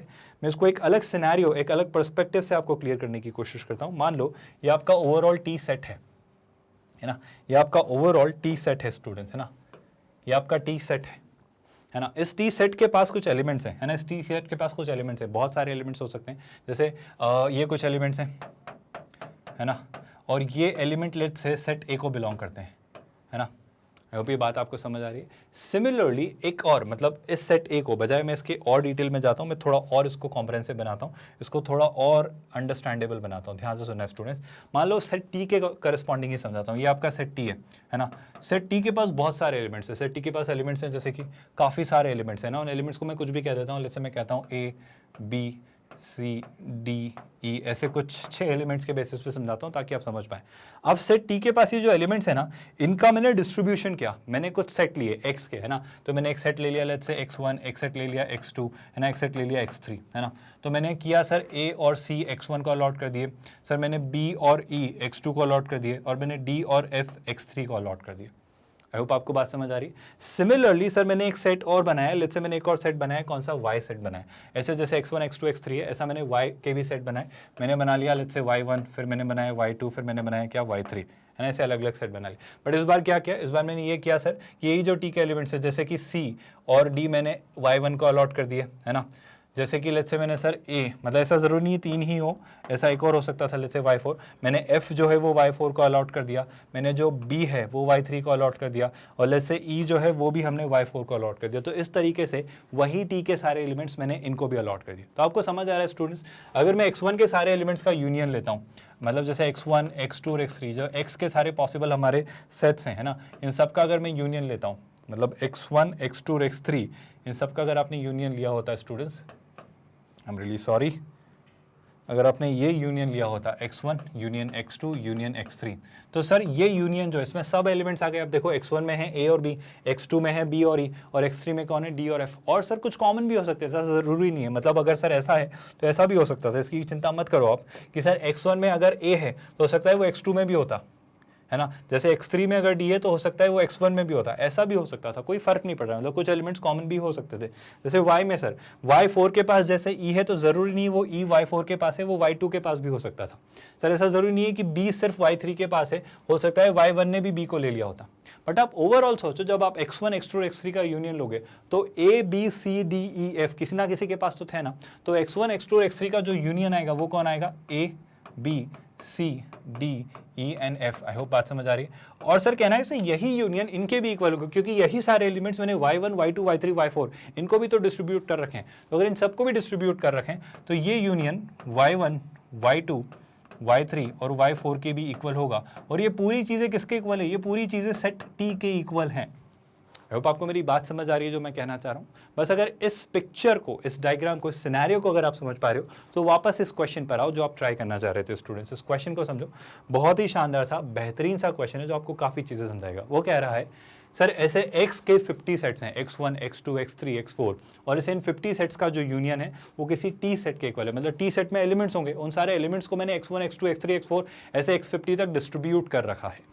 सिमिलरली ऐसे y वाले भी कुछ सेट्स हैं, y1 y2 y3 yn तक, ये जो n सेट्स हैं जो y में हैं इनको भी मैंने डिस्ट्रीब्यूट कर रखा है। इनको मैंने कहाँ डिस्ट्रीब्यूट कर रहा है, वही t में, मतलब t से ही उठा के मैंने y1 y2 y3 में रख दिया। कुछ कॉमन होंगे कुछ नहीं होंगे, उसकी इंफॉर्मेशन क्या दे रखी है वो सुनना स्टूडेंट्स। वो कह रहा है हर xi मतलब x1 x2 x3 हर xi में मेरे पास 10 एलिमेंट्स हैं, है ना। सिमिलरली हर yi मतलब y1 y2 y3 हर एक yi में मुझे 5 एलिमेंट्स दिखते हैं। बड़ी इंपॉर्टेंट बात है स्टूडेंट्स। एक और बात वो कह दे रहा है, if each element of set t is an element of exactly 20 of xi and exactly 6 of y। ये बड़ी इंपॉर्टेंट बात है स्टूडेंट्स, और इसी बात में क्रक्स छुपा हुआ है। वो क्या कह रहा है, बहुत ध्यान से सुनना। हर xi में कितने एलिमेंट्स हैं, 10, और हर yi मतलब हर x1 x2 x3 इन सब में 10 एलिमेंट है, और हर yi यानी y1 y2 y3 इन सब में 5 एलिमेंट है। फिर वो एक और बात क्या दे रहा है स्टूडेंट्स, क्या कि जो सेट t है आपका, जो सेट टी है वो एक एलिमेंट है जिसके अंदर, मतलब सेट टी के जो एलिमेंट्स हैं वो कुछ इस तरीके से हैं कि एग्जैक्टली 20 ऑफ सेट्स xi हैं और एग्जैक्टली 6 ऑफ सेट yi हैं। ये जो कह रहा है वो स्टूडेंट्स, क्या set T is an element of exactly 20 of xi। ये लाइन बड़ी इंपॉर्टेंट है, इसी लाइन में पूरा क्रक्स छुपा हुआ है। And exactly 6 of set yi's, ये बड़ी इंपॉर्टेंट सी लाइन है। इसका ये मतलब स्टूडेंट्स कि हर 20 xi में एक एलिमेंट टी में आपको मिलेगा, हर 6 yi का जो एलिमेंट है मतलब y1 y2 let's say y6 तक उनका एक एलिमेंट आपको टी में मिलेगा। इस तरीके से चीज़ें हो रही है। मैं इस बात को और अच्छे से समझा रहा हूँ, पर फिलहाल के लिए बस आप एक बार इतना पार्ट पढ़ो और इस पार्ट पे इसको वर्कआउट करने की कोशिश करो। आप कुछ रिकॉल कर पाओगे जो सारी चीज़ें हमने पढ़ी है। तो अभी तक जितनी थ्योरी, जितने कंसेप्ट पढ़े, उन्हीं को अगर आप रिकॉल करके अच्छे से अप्लाई कर पाओगे ना तो क्वेश्चन कर लोगे, क्योंकि इसके जैसी काफ़ी सारी चीज़ें अभी तक हमने की हैं। तो अगर आप सारे कंसेप्ट जो तक हमने पढ़े ये सब अप्लाई करके इस क्वेश्चन को वर्कआउट करने की कोशिश करो तो ये क्वेश्चन बहुत डिफिकल्ट नहीं है। तो फाइनली वो इनकी वैल्यू आपसे पूछ रहा है। एक बार मैं चाह रहा हूँ इतना समझने के बाद आप खुद से एक बार ट्राई करो एक क्वेश्चन, फिर हम इसे साथ में डिटेल में समझेंगे। So give it a try students by yourself first. I hope ये क्वेश्चन आपने खुद से ट्राई किया। इस लाइन को समझो स्टूडेंट्स, बड़ी शानदार सी सिंपल सी लाइन है। वो क्या कह रहा है समझते हैं। वो कह रहा है देखो set T is an element of exactly 20 of xi, मतलब सेट T में 20 ऑफ xi मौजूद है। मतलब समझना है इस बात को, xi में एक एलिमेंट होगा T का। इसको ऐसे समझो स्टूडेंट्स, ध्यान से सुनना। एक एलिमेंट होगा T का, मान लो T का कोई एलिमेंट है, T के पास कोई एलिमेंट है, लेट्स से T के पास एलिमेंट है, let's call it A for a while. तो ये A 20 xi में मौजूद होगा। क्या आपको ये बात समझ आ रही है? मतलब ये मैं समझाने के लिए कह दे रहा हूँ। मान लो ये x1 में भी होगा, x2 में भी होगा, x3 में भी होगा, और ऐसे होते होते x20 तक ये A मौजूद होगा। मतलब आप समझ पा रहे हो, आपका ये एक एलिमेंट ऐसे 20 xi में मौजूद होगा। जैसे मान लो एक और एलिमेंट है B, तो वो भी ऐसे कुछ 20 xi में मौजूद होगा। मान लो जैसे कि वो हुआ x3 x2 ऐसे करते करते लेट्स से x21, है ना, तो वो इन सब में होगा। मान लो किन में होगा, आई एम रियली सॉरी ये एरो गलत लग गया, इसको ठीक करते हैं एक सेकंड। ये जो B है स्टूडेंट्स वो किन में होगा, वो इन 21 मतलब इन 20 में होगा। किन 20 में होगा, मान लो x2 x3 x4 x5 से लेके x21, तो वो इन 20 में होगा। तो T का हर एक एलिमेंट ऐसे 20 xi में डिस्ट्रीब्यूटेड है। ये लाइन समझ आई स्टूडेंट्स। सिमिलरली मैं कहूंगा टी का एक एक एलिमेंट हर 6yi में डिस्ट्रीब्यूटेड है, मतलब वही जो एलिमेंट है, जो टी का आपका एलिमेंट है, जैसे मान लो ए, वो ऐसे yi के पास भी जा रहा है, लेकिन कितने y के पास, 6 के पास, जैसे y1 y2 ऐसे करते करते जो y6 है ऐसा a y6 तक चला गया। मान लो कुछ 6 y और है जिनमें कौन चला गया, b, जैसे किस में चला गया, मान लो y1 में चला गया, y2 में चला गया, y3 में चला गया, और फिर जैसे y7 y8 और y9 में चला गया। तो आप समझ पा रहे हो ऐसे हर एलिमेंट जो है टी का वो एक एक, मतलब ऐसे 6 y के पास, और हर एलिमेंट वही टी का ऐसे 20 xi के पास, x के पास जा रहा है। आई होप ये बात समझ आ रही है। इसका क्या फर्क पड़ेगा हमारी कैलकुलेशन पे, ये कैसे इंपैक्ट करेगा हमारी कैलकुलेशन को, मैं वो समझाना चाह रहा हूँ स्टूडेंट्स। इस बात को ध्यान से सुनना। बात यह है स्टूडेंट्स, अगर मैं सीधी सी लॉजिक लगाता, अगर मुझे कॉमन वाली बात पता नहीं होती, अगर मुझे लाइन नहीं पता होती, तो मैं क्या सोचता, समझना सर मुझे तो ये बोला जा रहा है हर xi में कितने एलिमेंट्स, सर हर xi के पास 10 एलिमेंट, और टोटल कितने xi, सर टोटल 50 xi। तो मेरा गणित तो ये कहता है सर हर xi के पास 10 एलिमेंट और टोटल कितने xi 50, तो टोटल इतने एलिमेंट्स होने चाहिए। बट सर गड़बड़ ये कर दिया आपने कि एक एक एलिमेंट 20 बार रिपीट हो रहा है, तो आपने हर एलिमेंट को 20 बार काउंट कर लिया, मतलब हर एलिमेंट को 20 टाइम्स ज्यादा काउंट कर लिया।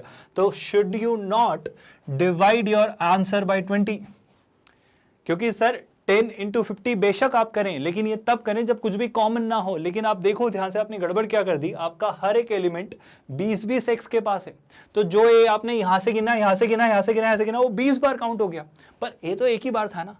तो अगर मैं टी के नंबर ऑफ एलिमेंट्स पता करना चाहूं, मतलब टी सेट में कितने एलिमेंट्स है, तो ए, अगर ये भूल जाता मैं और मैं बोलता हर x के पास कितने एलिमेंट है, सर हर x के पास 10 नहीं, कितने बोल रहा था स्टूडेंट्स, हर x के पास, यस हर x के पास 10 एलिमेंट है, तो xi में भी 10 एलिमेंट है ना, x2 में भी 10 एलिमेंट्स है, ऐसे हर x के पास 10 एलिमेंट है, और टोटल x कितने थे 50। तो मैं कहता सर 50 into 10 टोटल एलिमेंट्स होंगे किसमें, टी में, क्योंकि हर x का अगर मैं यूनियन ले लूं, इन सारे x का यूनियन ले लूं, तो वो क्या बन जाता है सर, वो हमारा बन जाता है टी सेट। इन सारे x का यूनियन क्या बन जाता है, वो बन जाता है टी सेट।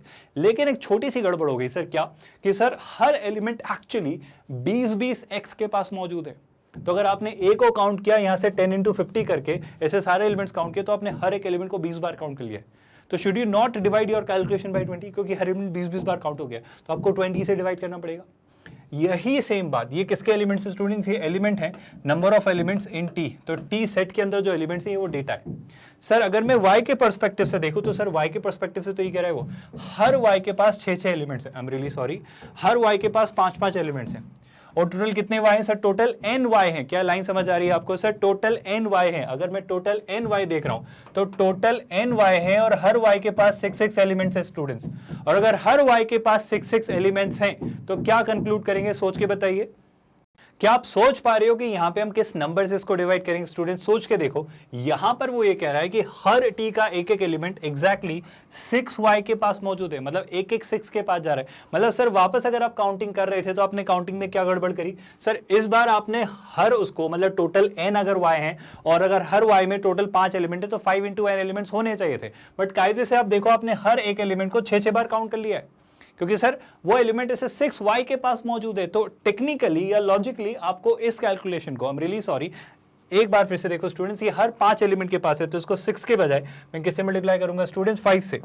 आई होप ये बात समझ आ रही है। हम इसको 5 into n करेंगे, क्योंकि टोटल n सेट है और हर सेट के पास 5 एलिमेंट है, लेकिन हर एलिमेंट 6 बार आ रहा है। क्या आपको बात समझ आ रही है? तो मुझे उसे 6 से डिवाइड करना होगा, और इस बेसिस पे अगर मैं कैलकुलेट करूं स्टूडेंट्स, इस बेसिस पे फिगर आउट करूं, तो अगर मैं दोनों पार्ट को सॉल्व करूं, मतलब ये भी number of elements in T set है, एक कैलकुलेशन y वाले पर्सपेक्टिव से, और ये भी number of elements T set के मौजूद है बट x वाले पर्सपेक्टिव से। आई होप आपको बात समझ आ रही है। और अगर इस बेसिस पे देखें, तो कहना है इसे सर ये 0 से 0 कैंसिल हो जा रहा है। आई थिंक 2 का कितना टाइम्स हो रहा है, लेट्स से इसको 3 टाइम्स कर लेते हैं, कोई फर्क नहीं पड़ता है।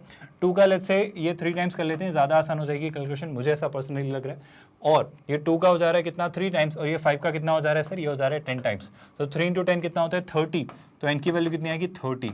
तो कहना है से सर ये जो n की वैल्यू है 30, इसका मतलब जो टोटल y हमारे पास मौजूद है, टोटल जो y हमारे पास मौजूद हैं वो कितने हैं सर 30। तो आपके पास टोटल 30 y मौजूद है, y1 y2 y3 से लेके 30 y तक। कहानी बड़ी सिंपल सी थी सर, कि सर ये जो कहानी है इसमें हर एलिमेंट ऐसे बार बार रिपीट हो रहा था, तो उसको उतनी बार से डिवाइड भी तो करना पड़ेगा ताकि आपकी कैलकुलेशन में एरर ना हो।